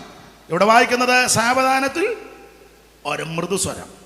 അങ്ങനെയും ദൈവം ഇടപെടും. ഇയ്യോബിന്റെ പുസ്തകത്തിൽ വായിക്കുന്നത് ഒരു മന്ദസ്വരം എന്നാണ്. അതാ മന്ദസ്വരം. 26:14 വായിച്ച്. ഇയ്യോബ് 26:14. എന്നാൽ ഇവ അവന്റെ വഴിയുടെ അറ്റങ്ങളത്രേ, നാം അവനെ കുറിച്ച് ഒരു മന്ദസ്വരമേ കേട്ടിട്ടുള്ളൂ. മന്ദസ്വരമേ കേട്ടിട്ടുള്ളൂ. അപ്പൊ ഇവിടെ മന്ദസ്വരം, വെളിപ്പാടിൽ പെരുവെള്ളത്തിന്റെ ഇരച്ചിൽ പോലുള്ള ശബ്ദം. രാജാക്കന്മാരുടെ 1-ാം പുസ്തകം 19:11-12 താഴോട്ട് പഠിക്കുമ്പോൾ അവൻ സാവധാനത്തിൽ മൃദുസ്വരം എന്ന് പറഞ്ഞാൽ ഏത് നിലയിലും ദൈവം നമ്മോട് ഇടപെടും. ശക്തമായിട്ടും ദൈവം ഇടപെടും, ശാന്തമായിട്ട് ഇടപെടും, സൗമ്യമായിട്ട് ഇടപെടും, സാവധാനത്തിൽ ഇടപെടും. മന്ദസ്വരമായി ദൈവം സംസാരിക്കും. അത് സ്വപ്നങ്ങളിൽ കൂടിയും ദർശനങ്ങളിൽ കൂടിയും വെളിപ്പാടുകളിൽ കൂടിയും വചനത്തിൽ കൂടിയൊക്കെ ദൈവം നമ്മോട് ഇടപെടും. ഇന്ന് രാത്രി ഏത് നിലയിൽ ദൈവം സംസാരിച്ചാൽ ഏറ്റെടുത്ത് അനുഗ്രഹിക്കാൻ ഒരു മനസ്സുണ്ടെങ്കിൽ, അനുസരിക്കാൻ മനസ്സുണ്ടെങ്കിൽ ദൈവം നമ്മെ അനുഗ്രഹിക്കും. നമ്മുടെ വിഷയത്തിൽ വരണം. യഹോവയുടെ ശബ്ദം മരുഭൂമിയെ നടുക്കുന്നു, യഹോവ കാദേശ് മരുവിനെ നടുക്കുന്നു. ഈ സങ്കീർത്തനത്തിലെ ഒട്ടുമിക്ക വാക്യങ്ങളും ആദരണീയരായ ദൈവദാസന്മാർക്കും ചില ദൈവമക്കൾക്കൊക്കെ മനപാഠമാണ്. കാരണം ഇതുപോലുള്ള കൺവെൻഷൻ യോഗങ്ങൾ നടക്കുമ്പോൾ അധ്യക്ഷൻ മുൻപോട്ട് വന്ന് പറയും, നമ്മുടെ ഈ മഹായോഗത്തിൻ്റെ അനുഗ്രഹത്തിന് 3 കർത്തൃദാസന്മാർ മുൻപോട്ട് വന്ന് പ്രാർത്ഥിക്കുന്നൊക്കെ ചില സ്ഥലങ്ങളിൽ സമയം നോക്കി പറയും. അപ്പോൾ അഭിഷിക്തന്മാരായ ദൈവദാസന്മാർ വന്ന് പരിജ്ഞാനത്തോടെ പ്രാർത്ഥിക്കുന്നത് കേട്ടിട്ടുണ്ട്. അപ്പോൾ 1-2 വാചകം. കർത്താവെ, കാലാവസ്ഥ അനുകൂലമാക്കി മൈക്ക്, ലൈറ്റ്, സൗണ്ട് എല്ലാം സുഗമമായി പ്രവർത്തിക്കുന്നു. പിന്നെയും നിന്റെ കൃപ ചൊരിയണം. ഇന്ന് രാത്രി നിന്റെ ദാസനെ ഉപയോഗിക്കണം, ശക്തമായിട്ട് ഇടപെടണം. അവിടുത്തെ ശബ്ദം ഞങ്ങളെ കേൾപ്പിക്കണമേ. വടക്കിനോട് തരികാന്നും തെക്കിനോട് തടുത്തു വെക്കാൻ അരുളി ചെയ്ത ദൈവത്തിന്റെ ആത്മാവ് ഇന്ന് രാത്രി ഇടപെട്ട് നിന്റെ ശബ്ദം കേൾപ്പിക്കണം. മരത്തിന്റെ തോലിരിക്കുന്ന ശബ്ദം, മാൻപേടകളെ പ്രസവിക്കുമാറാക്കുന്ന ശബ്ദം, മരുഭൂമിയെ നടുക്കുന്ന ശബ്ദം, കാദേശ് മരുഭൂമിയെ നടുക്കിയ ശബ്ദം ഞങ്ങളോട് ഇടപെടണമെന്നൊക്കെ സന്ദർഭോചിതമായിട്ട് ഉച്ചസ്ഥരം പ്രാർത്ഥിക്കുന്ന കേട്ടിട്ടുണ്ട്. അപ്പൊ ഞാൻ പറയാറുണ്ട്, കാദേശ് മരുഭൂമിയെ നടുക്കിയ ശബ്ദം. പലരും പ്രാർത്ഥിക്കുന്നെങ്കിലും കഥയറിയാതാ പ്രാർത്ഥിക്കുന്നത്. കാദേശിനെ നടുക്കിയ ശബ്ദം ഞങ്ങളെ കേൾപ്പിക്കണം. അതെന്താ കാരണമെന്ന് ചോദിച്ചാൽ മിക്കവാറും ഇനി അത് പറഞ്ഞ് പ്രാർത്ഥിക്കുകയല്ല. പ്രാർത്ഥന മുടക്കാമെന്ന ആളല്ല ആ വാക്യം. അപ്പൊ ഇന്ന് രാത്രി കമ്പിവാചകം പോലെ ചിന്തിക്കുക. കാദേശ് മരുഭൂമിയെ നടുക്കിയ ശബ്ദമാണ് ദൈവത്തിന്റെ ശബ്ദം. ഈ കാദേശ് എന്ന വാക്കിന്റെ അർത്ഥം യഹോവയ്ക്ക് വിശുദ്ധം. ദൈവം വിശുദ്ധീകരിച്ച സ്ഥലം, ദൈവം വിശുദ്ധമെന്ന് എണ്ണിയ സ്ഥലം, ദൈവത്തിന് വിശുദ്ധം. അതാണ് കാദേശ്, യഹോവയ്ക്ക് വിശുദ്ധം. എന്നാൽ ഈ കാദേശിന് പണ്ട് ഒരു പേരുണ്ടായിരുന്നു. ആ പേര് ഏൽ മിഷ്പാത്ത് എന്ന. ഏൽ മിഷ്പാത്ത് വായിച്ചേ. ഉൽപ്പത്തി പുസ്തകം 14-ാം അധ്യായത്തിന്റെ 6-ാമത്തെ വാക്യം. കാദേശിന്റെ പണ്ടത്തെ പേര് ഉൽപ്പത്തി 14:6. ഏമിരെയും സായിർ മലയിലെ ഹോദിരെയും മരുഭൂമിക്ക് സമീപമുള്ള ഏൽപാരാൻമാരെ തോൽപ്പിച്ച് പിന്നെ അവർ തിരിഞ്ഞ് കാദേശ് എന്ന ഏൽ മിഷ്പാത്തി വന്നെന്ന. ഒന്നുകൂടെ വായിച്ചോ, ഞാൻ വെള്ളം കുടിക്കാം. ഏമിരെയും സേയിർ മലയിലെ ഹോയിരെയും മരുഭൂമിക്ക് സമീപമുള്ള ഏൽപാരാൻ വരെ തോൽപ്പിച്ചു. പിന്നെ അവർ തിരിഞ്ഞു കാദേശ് എന്ന എൻ മിഷ്പാത്തിൽ വന്നു. പിന്നെ അവർ തിരിഞ്ഞ് കാദേശ് എന്ന ഏൽ മിഷ്പാത്തിൽ വന്നു. അപ്പൊ കാദേശിന്റെ പണ്ടത്തെ പേരാണ് ഏൽ മിഷ്പാത്ത്. ശ്രദ്ധിക്കുക, ഏൽ മിഷ്പാത്ത് എന്ന വാക്കിന്റെ ഒരർത്ഥം ന്യായവതിയുടെ സ്ഥലമെന്നാണ്. കാരണം ഉൽപ്പത്തി പുസ്തകം 14-ാം അധ്യായം പഠിക്കുന്നവർക്കറിയാം, യുദ്ധങ്ങളുടെ അധ്യായമാണ്. 5 നാട്ടുരാജാക്കന്മാരുമായിട്ട് യുദ്ധം ചെയ്തു. അമ്രാബേൽ, അരിയോകെ, കെദർലായോ, മോർതീദാൻ ആദിയായ ബാബിലോണിന് ചായ്വുള്ള 4 പേരുമായി, ബേര, ബൃഷ, ശിനാവ്, സോവർ ആദിയായ സോദോമ്യ ചായ്വുള്ള 5 പേരുമായി യുദ്ധം നടത്തി. ഈ യുദ്ധത്തിൽ 4 പേരെ പേടിച്ച് 5 പേർ ഓടിപ്പോയ കൂട്ടത്തിൽ സോദോം രാജാവ് കുടിക്കകത്ത് പോയി. പലരും ചെതറി ഓടി. ഒരുത്തൻ എതിർച്ചയാ ഓടി വന്ന് എബ്രായനായ അബ്രഹാമിനോട് വന്ന് പറഞ്ഞ, അബ്രഹാമേ, സോദോമിൽ യുദ്ധം നടന്നു, എന്നിട്ടോ സോദോമിനെ കൊള്ളയിട്ടു. പിന്നെ നിന്റെ സഹോദരപുത്രൻ ലോത്ത് അവന്റെ ഭാര്യ 2 പെൺകുട്ടികളെല്ലാം തട്ടിക്കൊണ്ടുപോയി. അബ്രഹാം എന്ന് മമ്രയുടെ തോപ്പി പാർക്കുക. ആ മമ്ര എന്നുള്ളത് ഒരു അമോര്യനാ. അവന് 2 സ്നേഹിതന്മാരുണ്ട്, ആനേറും എഷ്കോലും. അങ്ങനെ മമ്രെ, ആനേർ, എഷ്കോൽ. തന്റെ വീട്ടിൽ ജനിച്ചു വളർത്തപ്പെട്ട 318 അഭ്യാസികൾ. ഞാനിങ്ങനെ പറഞ്ഞ വീണ്ടും ജനനം പ്രാപിച്ച 318. അതാ കുറച്ചുകൂടെ നല്ലത് നമ്മോട് ബന്ധപ്പെട്ട്.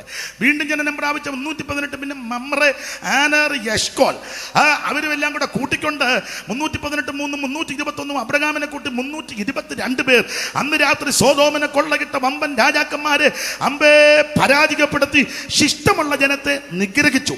അപ്പോൾ ഇവരെ കൊന്നൊടുക്കിയ സ്ഥലമാണ് ഏൽ മിഷ്പാത്ത്. അതുകൊണ്ടാണ് ഈ സ്ഥലത്തിന് ന്യായവതിയുടെ സ്ഥലം എന്ന് അർത്ഥം വന്നത്. അപ്പോൾ ന്യായവതിയുടെ സ്ഥലത്തെയാണ് പിന്നത്തേതിൽ കാദേശാക്കി, യഹോവയ്ക്ക് വിശുദ്ധമാക്കി. നമ്മോട് ബന്ധപ്പെട്ടുള്ള പാഠം, ഒരു കാലത്ത് ഞാനും നിങ്ങളുമെല്ലാം ന്യായവതിക്ക് അർഹരായി പോയവരാ. അല്ല, ഒന്നുകൂടെ തെളിച്ച് പറഞ്ഞാൽ ശിക്ഷാവിധിക്ക് അർഹരായി പോയവരാ. ആ ഒരു കണ്ണിന് പോലും ദയ തോന്നാതെ എല്ലാവരാലും വെറുക്കപ്പെട്ട്, തള്ളപ്പെട്ട്, ഒറ്റപ്പെട്ട്, ആരും നമ്മളെ മൈൻഡ് ചെയ്യാതെ തിരുവചനത്തിൻ്റെ ഭാഷയൊക്കെ അനുസരിച്ച് പറഞ്ഞാൽ പാപത്തിൻ്റെ ദാസന്മാരായി, പാതാളത്തിൻ്റെ ആടുകളായി മൃത്യു നമ്മെ മേയിച്ചൊരു കാലമുണ്ടായിരുന്നു. ആ കാലത്തിൽ നിന്ന് യേശുക്രിസ്തുവാകുന്ന പരിശുദ്ധ ദൈവം നമുക്ക് വേണ്ടി കാൽവരിയിൽ തൻ്റെ പരിശുദ്ധ ജീവനെ തന്ന്, പരിശുദ്ധ രക്തമൊഴുക്കി, പരിശുദ്ധ നിണമൊരുക്കി നമ്മളെ വീണ്ടെടുത്തു. നമ്മളെ ദൈവമക്കളാക്കി തീർത്തു.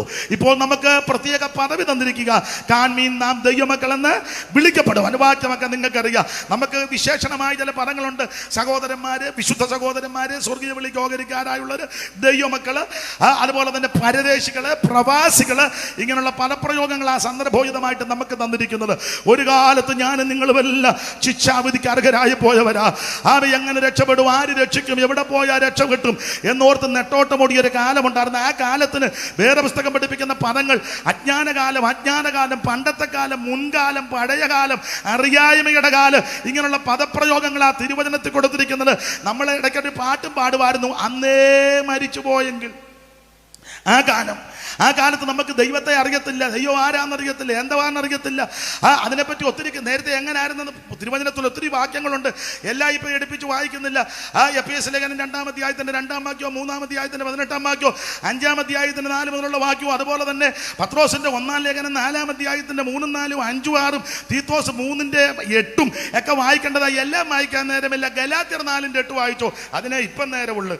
ഗലാത്യ ലേഖനം 4-ന്റെ 8 മുതൽ ഈ പോട്ടെ, ആ കണ്ണിക തുടങ്ങുന്ന മുതൽ. എന്നാൽ അന്ന് നിങ്ങൾ ദൈവത്തെ അറിയാതെ. നേരത്തെ എങ്ങനെയായിരുന്നു? എന്നാൽ അന്ന് രക്ഷിക്കപ്പെടുന്നതിന് മുമ്പ്, ഈ കൃപയിൽ വരുന്നതിന് മുമ്പ്, യേശുവിനെ രക്ഷിതാവായി സ്വീകരിക്കുന്നതിന് മുമ്പ് അറിയായ്മയുടെ കാലം, അജ്ഞാനകാലം, പണ്ടത്തെ കാലം, മുൻകാലം, അങ്ങനെ. എന്നാൽ അന്ന് നിങ്ങൾ ദൈവത്തെ അറിയാതെ സ്വഭാവത്താൽ ദൈവങ്ങളല്ലാത്തവർക്ക് അടിമപ്പെട്ടിരുന്നു.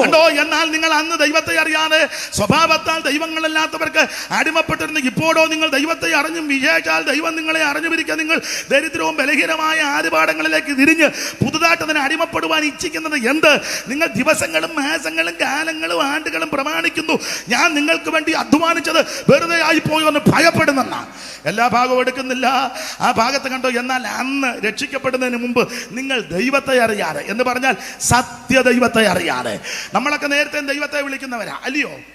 പള്ളിയിൽ പോകുന്നവരെല്ലാം ദൈവത്തെ വിളിക്കുക. പള്ളി ചെന്ന് എൻ്റെ വിജായ എന്നാണോ വിളിക്കുന്നത്? ദൈവത്തെയാ വിളിക്കുന്നത്. അമ്പലത്തിൽ പോകുന്ന മാന്യ സഹോദരന്മാരുണ്ട് ക്ഷേത്രങ്ങളിൽ, അവരും ദൈവത്തെ വിളിച്ചാ പോകുന്നത്, ഇല്ലേ? ജോഡി മുസ്ലിം സഹോദരന്മാർ, അവരും ദൈവത്തെ, രീതിയും ചൂണുമൊക്കെ വേറെയാണെന്നില്ല, അവരെ ആത്മാർത്ഥമായിട്ട് ദൈവത്തെയായി വിളിക്കുന്നത്. നമ്മളുമൊക്കെ അങ്ങനെയാ പോയത്. പണ്ട് അമ്പലത്തിൽ പോകുന്ന സമയത്ത് ചൊല്ലാറുണ്ട്, ഇപ്പോഴും ചിലർ ചൊല്ലും, അറിയാം.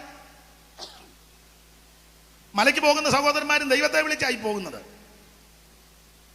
അയ്യനെ നിനച്ചെന്നു വിളിച്ചുടൻ പയ്യനേരം പുലരുന്ന ജാന്തരെ ചൊവ്വിനോടെ തിരിച്ചു വടക്കോട്ട് ദൈവമായുള്ളോരയ്യപ്പാകിമ, അങ്ങനെ ചൊല്ലുന്നത്.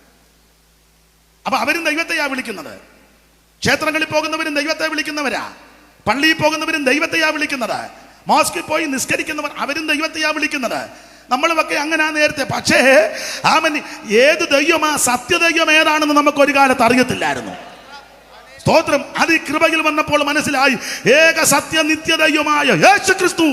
പൗലോസിന്റെ ഭാഷയിൽ പറയുക, മഹാദൈവവും നമ്മുടെ രക്ഷിതാവുമാകുന്ന യേശു ക്രിസ്തു.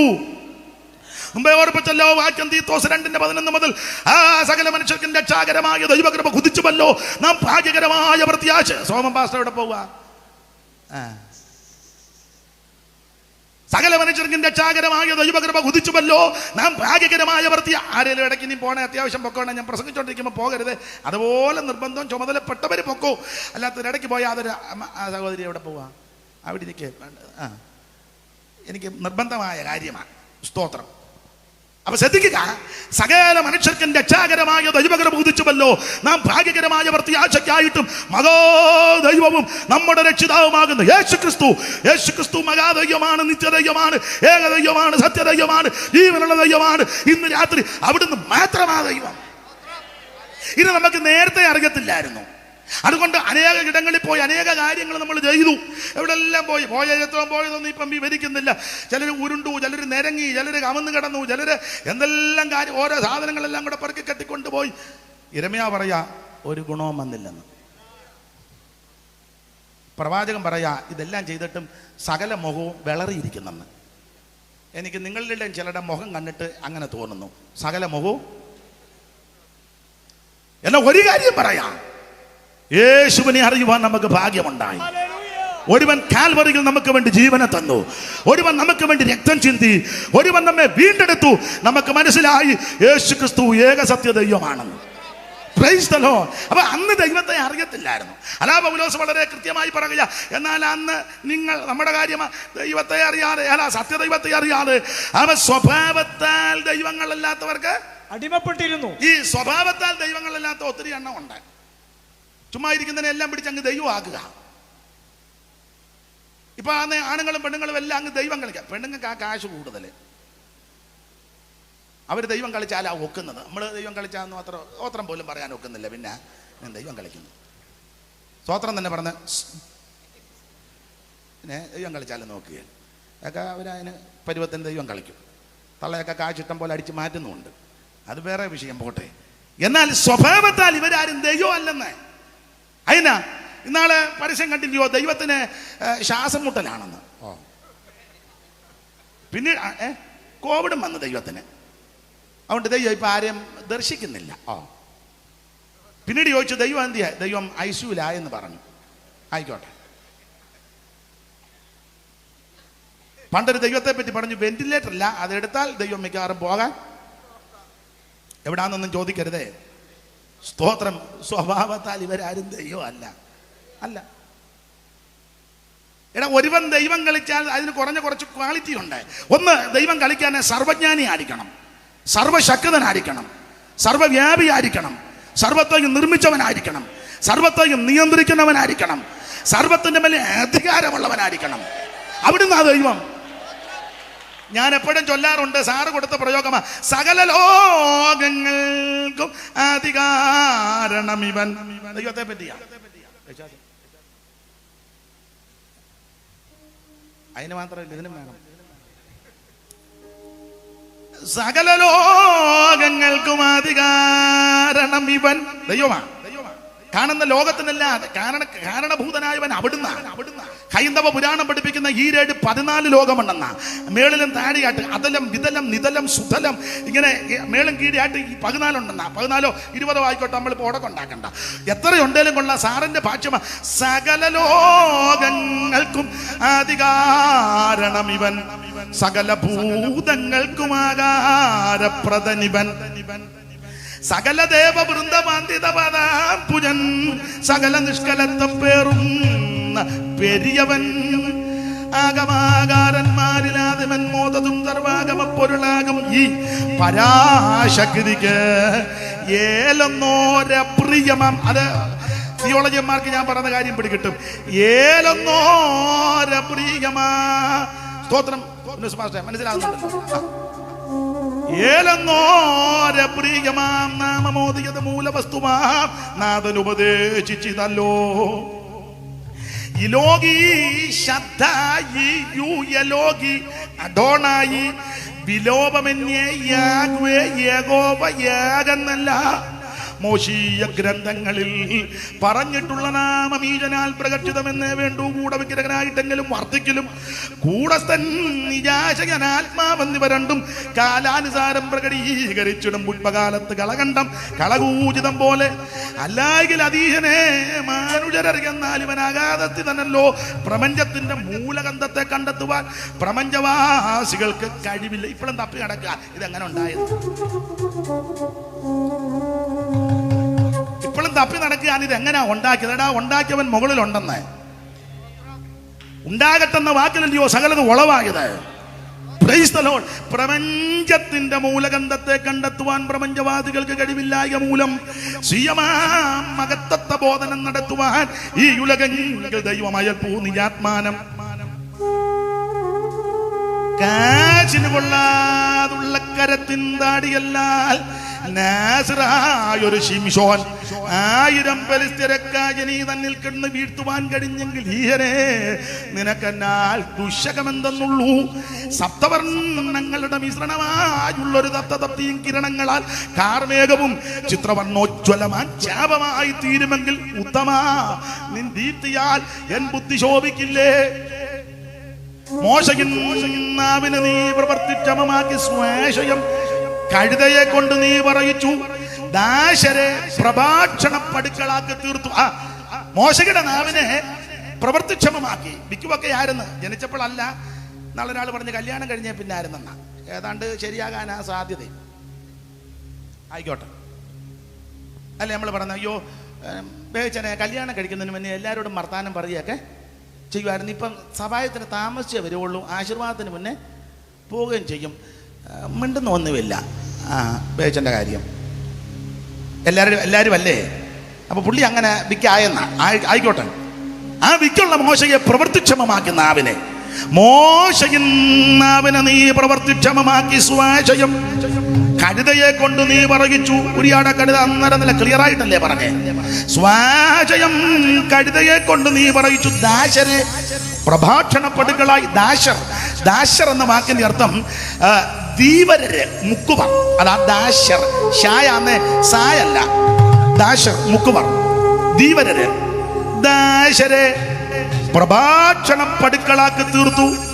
അയ്യോ, മീൻ പിടിച്ച് നടന്നവന്റെ മേലൊക്കെ അഭിഷേകം അങ്ങോട്ട് വ്യാപരിച്ചു. ദൈവകൃപ ചൊരിഞ്ഞപ്പോൾ ഒറ്റ പ്രസംഗം 3000 അകത്ത് കയറി.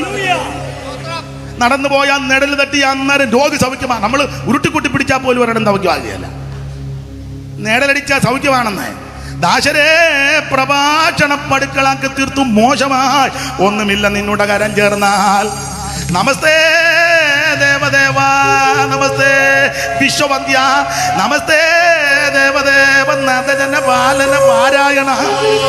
കൊല്ലാൻ നേരമില്ല. ഇത് ഞാൻ എഴുതിയതല്ല, സൈമൺ സാറിന്റെ വരികളാണ്.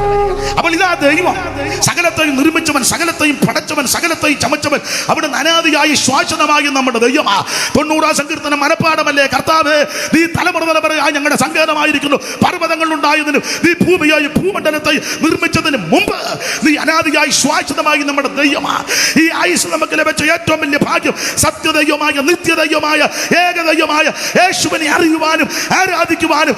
എന്റെ സഹപടന്മാരോട് പറയട്ടെ, ആ കർത്താവിനെ ശുശ്രൂഷിപ്പാൻ ഇടയായതാ ഏറ്റവും വലിയ ഭാഗ്യം. ഇതിനപ്പുറം ഒരു ഭാഗ്യമൊന്നുമില്ല.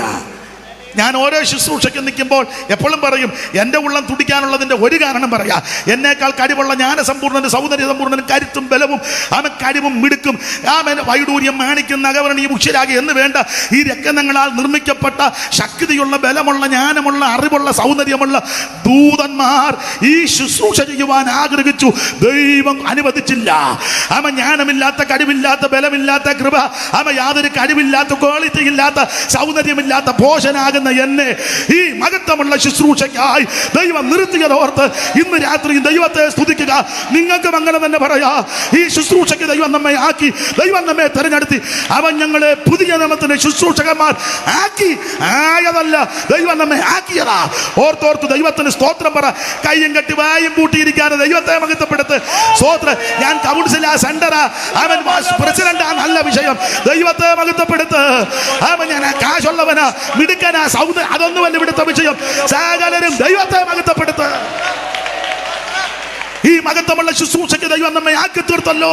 ഓർത്തോർത്ത് ദൈവത്തിന് മഹത്വം കൊടുക്കുക. അവിടുന്ന് സർവജ്ഞനായ ദൈവം, സർവശക്തനായ ദൈവം, ആ ദൈവത്തെ ഭജിക്കുവാൻ ദൈവം നമുക്ക് ഭാഗ്യം നൽകി. അപ്പൊ ആട്ടെ, ഓടിച്ചു പോകാ. ഈ കാലേശ് എന്ന വാക്കിന്റെ അർത്ഥം യഹോവയ്ക്ക് വിശുദ്ധം. അങ്ങനെയുള്ള ഈ കാദേശ് നടുങ്ങി. എന്തുവാ ഈ കാദേശ് നടുങ്ങാൻ കാരണം? ഒന്ന് രണ്ട് കാര്യങ്ങൾ കമ്പിവാചകം പോലെ നമുക്ക് ചിന്തിക്കാം. ഈ കാലേശ് എന്ന് പഠിക്കുമ്പോൾ കനാൻ ദേശത്തോട് ഏറ്റവും അടുത്ത് കടന്ന സ്ഥലങ്ങളിൽ ഒന്നായിരുന്നു കാദേശ്. ഒരു വാക്യം വായിച്ച ആവർത്തന പുസ്തകം 2-ാം അധ്യായത്തിന്റെ 13-14.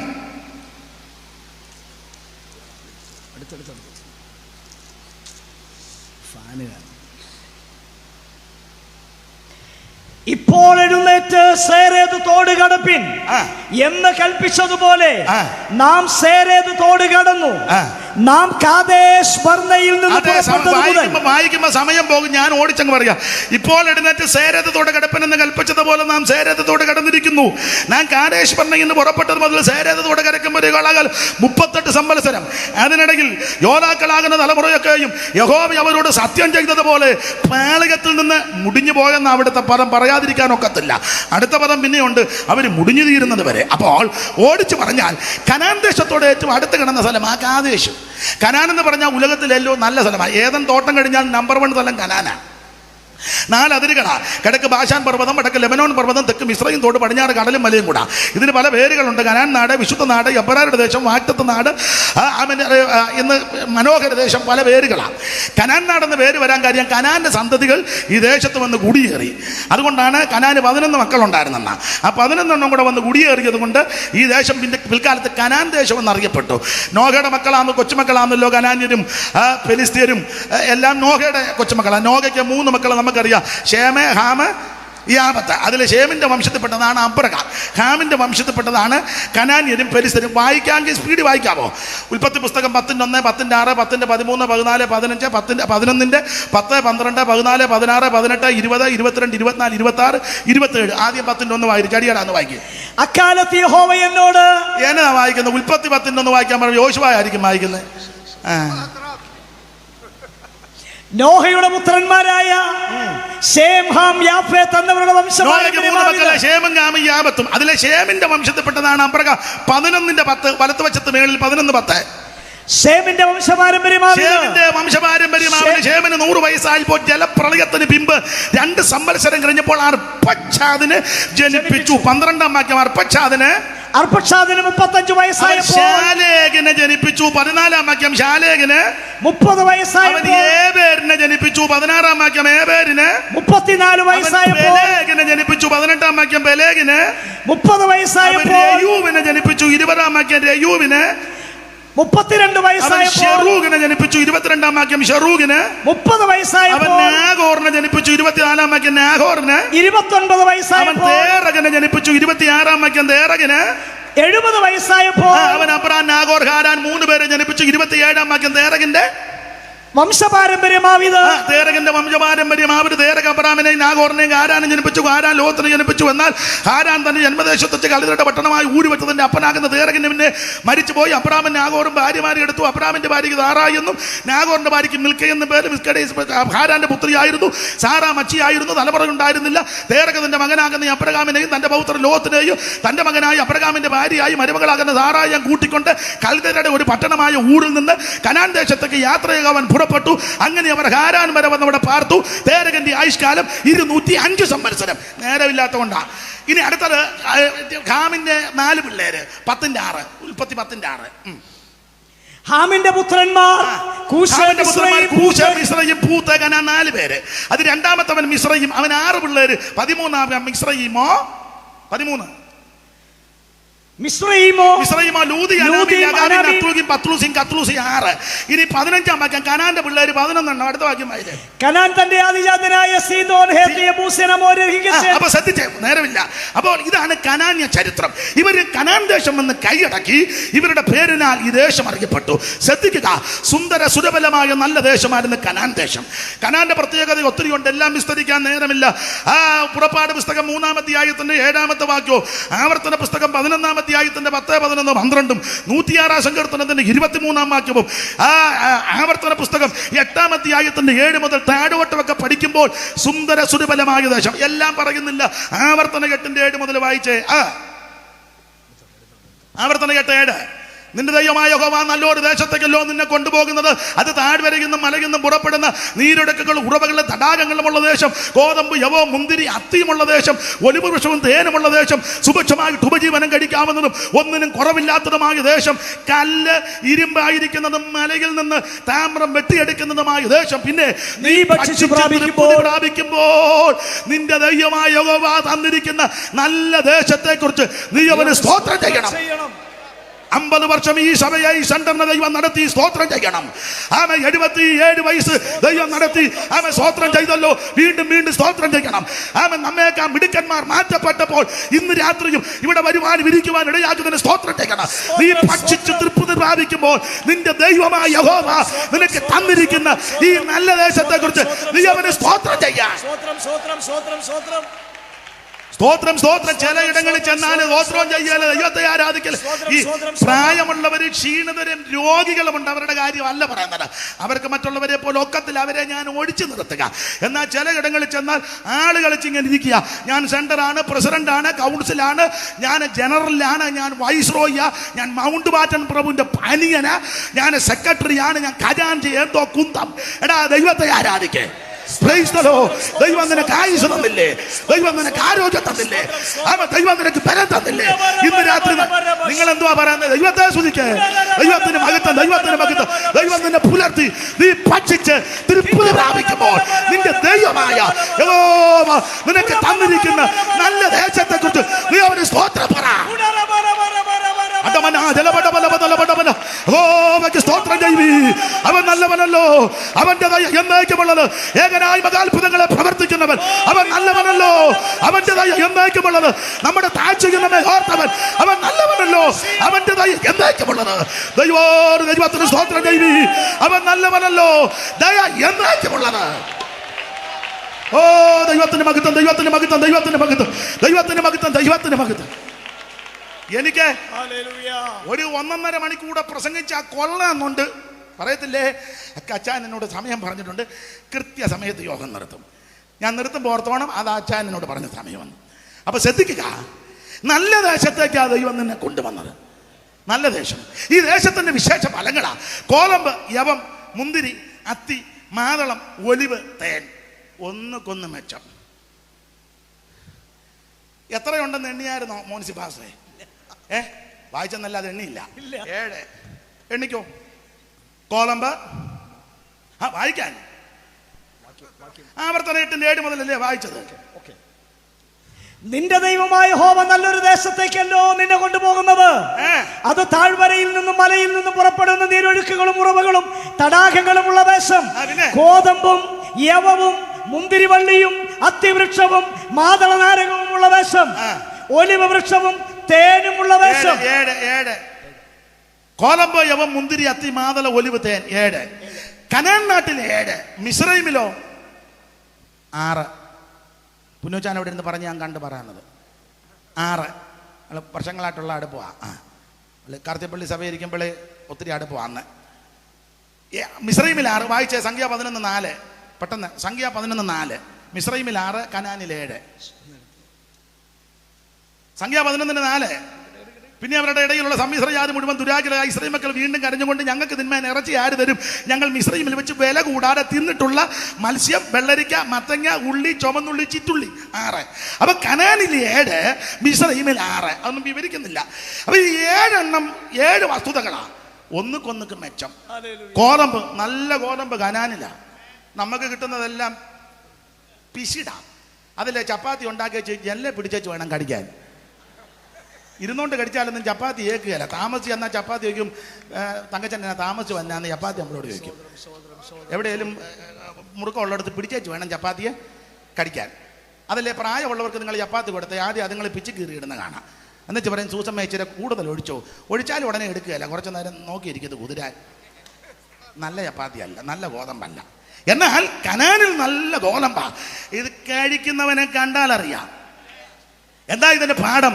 ആത്മിക ജീവിതത്തിൽ വന്ന് നീ ദൈവഭക്തിയോടെ, ദൈവവചനത്തോടെ, കൃപയോടെ വചനം ധ്യാനിച്ചങ്ങോട്ട് ധ്യാനിച്ചാൽ നിന്നെ കണ്ടാൽ അറിയാം. നീ യോഗത്തിന് വന്നാൽ അറിയാം. നിന്റെ മോന്ത കാണുമ്പോൾ അറിയാം നീ കഴിച്ചത് എന്നതാന്ന്. നിന്റെ കയ്യടി കാണുമ്പോൾ അറിയാം ഇത് കഴിച്ചത് എന്നതാന്ന്. എടാ, പുറപ്പാട് പുസ്തകത്തിൽ കുഞ്ഞാടിനെ എങ്ങനെ ഭക്ഷിക്കണമെന്നും എങ്ങനെ ഭക്ഷിക്കരുതെന്നും പുസ്തകത്തിൽ എഴുതിയിട്ടുണ്ട്. എങ്ങനെ ഭക്ഷിക്കണം, എങ്ങനെ ഭക്ഷിക്കരുത്, എങ്ങനെ ഭക്ഷിക്കണം കുഞ്ഞമ്മാമേ? അമ്മാമ്മ ഇവിടെ വന്നത് തന്നെ എങ്ങനെ ഭക്ഷിക്കണം? തിടുക്കത്തോടെ, പിന്നെ അരകട്ടണം, പിന്നെ ചെരുപ്പിടണം, പിന്നെ വാടി പിടിക്കണം, പിന്നെ കയ്പ് ചീര, പിന്നെ ഇത്രയും ഒപ്പിച്ചു തന്നല്ലോ, വലിയ കാര്യം. ദൈവം അനുഗ്രഹിക്കട്ടെ. അപ്പൊ എങ്ങനെ തിന്നണം, എങ്ങനെ തിന്നരുത്, ദൈവദാസനെ അനുഗ്രഹിക്കട്ടെ. വായിച്ചേ പുറപ്പാട് 12:7. എങ്ങനെ തിന്നണം, എങ്ങനെ തിന്നരുതെന്ന് അവിടെ എഴുതിയിട്ടുണ്ട്. പുറപ്പാട് 12:7. അതിന്റെ രക്തം കുറയെടുത്ത് തങ്ങൾ തിന്നുന്ന വീടിന്റെ കട്ടളക്കാർ രണ്ടിലും കുറുമടിപ്പിൽ പുരട്ടണം. അന്ന് രാത്രി തന്നെ തീയിൽ ചുട്ടതായ മാംസവും പുളിപ്പില്ലാത്ത അപ്പവും തിന്നണം. കയ്പ് ചീരയോടുകൂടി അതിനെ തിന്നണം. തലയും കാലും അന്തർഭാഗങ്ങളുമായി തീയിൽ ചുട്ടിട്ടല്ലാതെ പച്ചയായിട്ടോ വെള്ളത്തിൽ പുഴുങ്ങിയോ തിന്നരുത്. ഞാനങ്ങ് വായിക്കാൻ പറഞ്ഞിട്ട് ഞാൻ പറഞ്ഞ സമയമില്ലാത്തതുകൊണ്ടാണ്. വേണമെങ്കിൽ അവിടുത്തെ യോഗം മുടക്കരുതേ. എന്നെ കൊണ്ട് വായിപ്പിക്കാൻ ഇയാൾ വരണ്ടെന്ന് പറയരുത്. ഞാൻ വന്നാലേ ശരിയാവുള്ളൂ. അപ്പൊ ശ്രദ്ധിക്കുക, എങ്ങനെ തിന്നണം, എങ്ങനെ തിന്നരുത്. ഒറ്റ വാക്ക് പറയാൻ, ചുട്ട് തിന്നണം. എങ്ങനെ തിന്നരുത്? പച്ചയ്ക്കും തിന്നരുത്, പുഴുങ്ങിയും തിന്നരുത്. ഈ വചനം തിന്നേണ്ടത് പോലെ തിന്നാൽ, ഇത് ഭക്ഷിക്കേണ്ടത് പോലെ ഭക്ഷിച്ചാൽ നിനക്ക് വിടുതല. ഇത് അതിവേഗത്തിലോടുന്ന തിരുവചനമാണ്. ഞാൻ അധികം വിവരിക്കുന്നില്ല. ഇപ്പോഴേ ഈ ചുട്ടൊന്നും അല്ല തിന്നുന്നത്. ചുട്ട് തിന്നുന്ന ബുദ്ധിമുട്ടാ കേട്ടോ. മാംസം വാർന്നെടുക്കണം, രക്തമെല്ലാം കളയണം. രക്തത്തോടു കൂടി മാംസം തിന്നരുതെന്ന.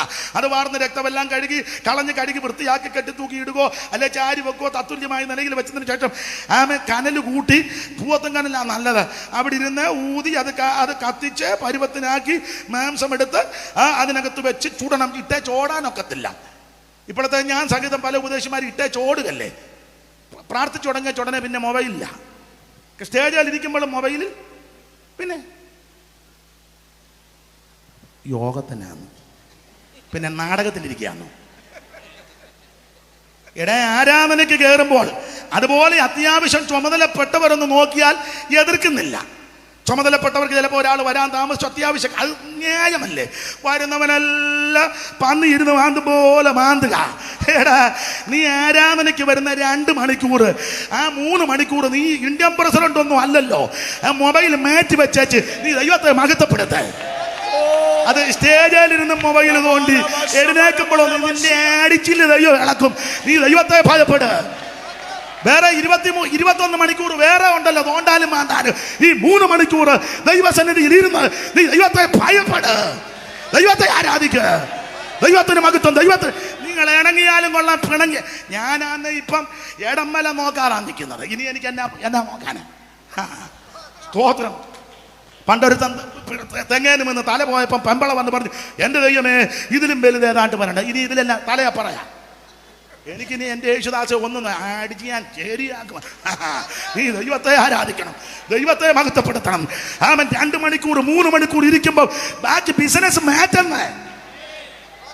പാട്ടുകാരോടും കൂടെ ഞാൻ എന്നെയും കൂടെ ഉപദേശിമാര് ശുശ്രൂഷയാ ദൈവം നിങ്ങളെ ഏൽപ്പിച്ച ശുശ്രൂഷയാ. അതിനിടയ്ക്ക് നീ ഇതിനകത്തിരുന്ന് മെസ്സേജ് വിടുക, കുന്തം വിട്ടാ നിന്റെ ഓടാലി അടിച്ചറിയുക. ദൈവത്തിന് മഹത്വം. Praise the. ദൈവത്തെ ഭയപ്പെട്, ഈ ദൈവത്തെ ആരാധിക്ക്, ആ യഹോവയെ ഭയപ്പെട്, ആ രാജാവിനെ ആരാധിക്ക്, ദൈവത്തിന് മഹത്വം കൊടുക്ക. കൃപയിലേക്ക് ദൈവം നിന്നെ കൊണ്ടുവന്നു. നന്ദിയോടെ ദൈവത്തെ സ്തുതിക്ക്. ദൈവത്തിന് മഹത്വം, ദൈവത്തിന് മഹത്വം. നല്ല സ്ഥലത്തേക്കാ ദൈവം നിന്നെ കൊണ്ടുവന്നിരിക്കുന്നത്. ഗോതമ്പ് യവം വിസ്തരിക്കാൻ നേരമില്ല. ഗോതമ്പ് യവം മുന്തിരി. മുന്തിരി നല്ലതല്ലയോ? അതല്ല, ഉത്തമഗീതത്തിൽ മുന്തിരിയുടെ നൽകി എന്നെ ശക്തീകരിക്കണം, നാരങ്ങ തന്നെ തണുപ്പിക്കണം. ഇത് നിന്നെ ശക്തീകരിക്കുന്നതാ. മാത്രമല്ല അത്തി രോഗശാന്തി തരുന്നതാ. അത്തിപ്പടക്കറ്റ കൊണ്ട് പരിമന്നെ പുരട്ടിയപ്പോൾ പുള്ളി ഇടയെന്നങ്ങ് എഴുന്നേറ്റു. തത്തുല്യമായൊരു സംഭവമുണ്ട്, അതുകൂടെ പറഞ്ഞ് അങ്ങ് നിർത്താം. അത് നോക്കൂ, ദാവീദ് ശത്രുക്കളുമായുള്ള യുദ്ധത്തിന് പോയപ്പോൾ ദാവീദിന്റെ പട്ടണമെല്ലാം കയറി അമാലിക്കര് തീയിട്ട് ചുട്ടു. ദാവീദ് തിരിച്ചു വന്നപ്പോൾ പട്ടണമെല്ലാം ചുട്ടു, ഭാര്യമാരെയും പിടിച്ചുകൊണ്ട് പോയി, പിള്ളേരും പീഡിപ്പിക്കപ്പെട്ടു. ദാവീദ് ബലമില്ലാതാകുവോളം കരഞ്ഞു.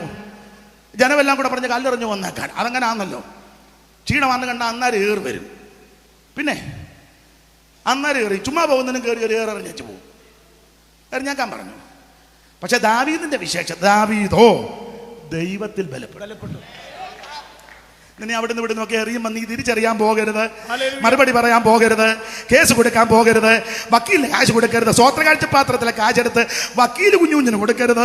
നീ ചെയ്യേണ്ട കാര്യം പറയാ, മുട്ടയിലിരിക്കണം. നീ മുഴങ്കാലിലിരിക്കുമ്പോൾ നിനക്ക് വേണ്ടി പ്രവർത്തിക്കുന്നൊരു ദൈവമുണ്ട്.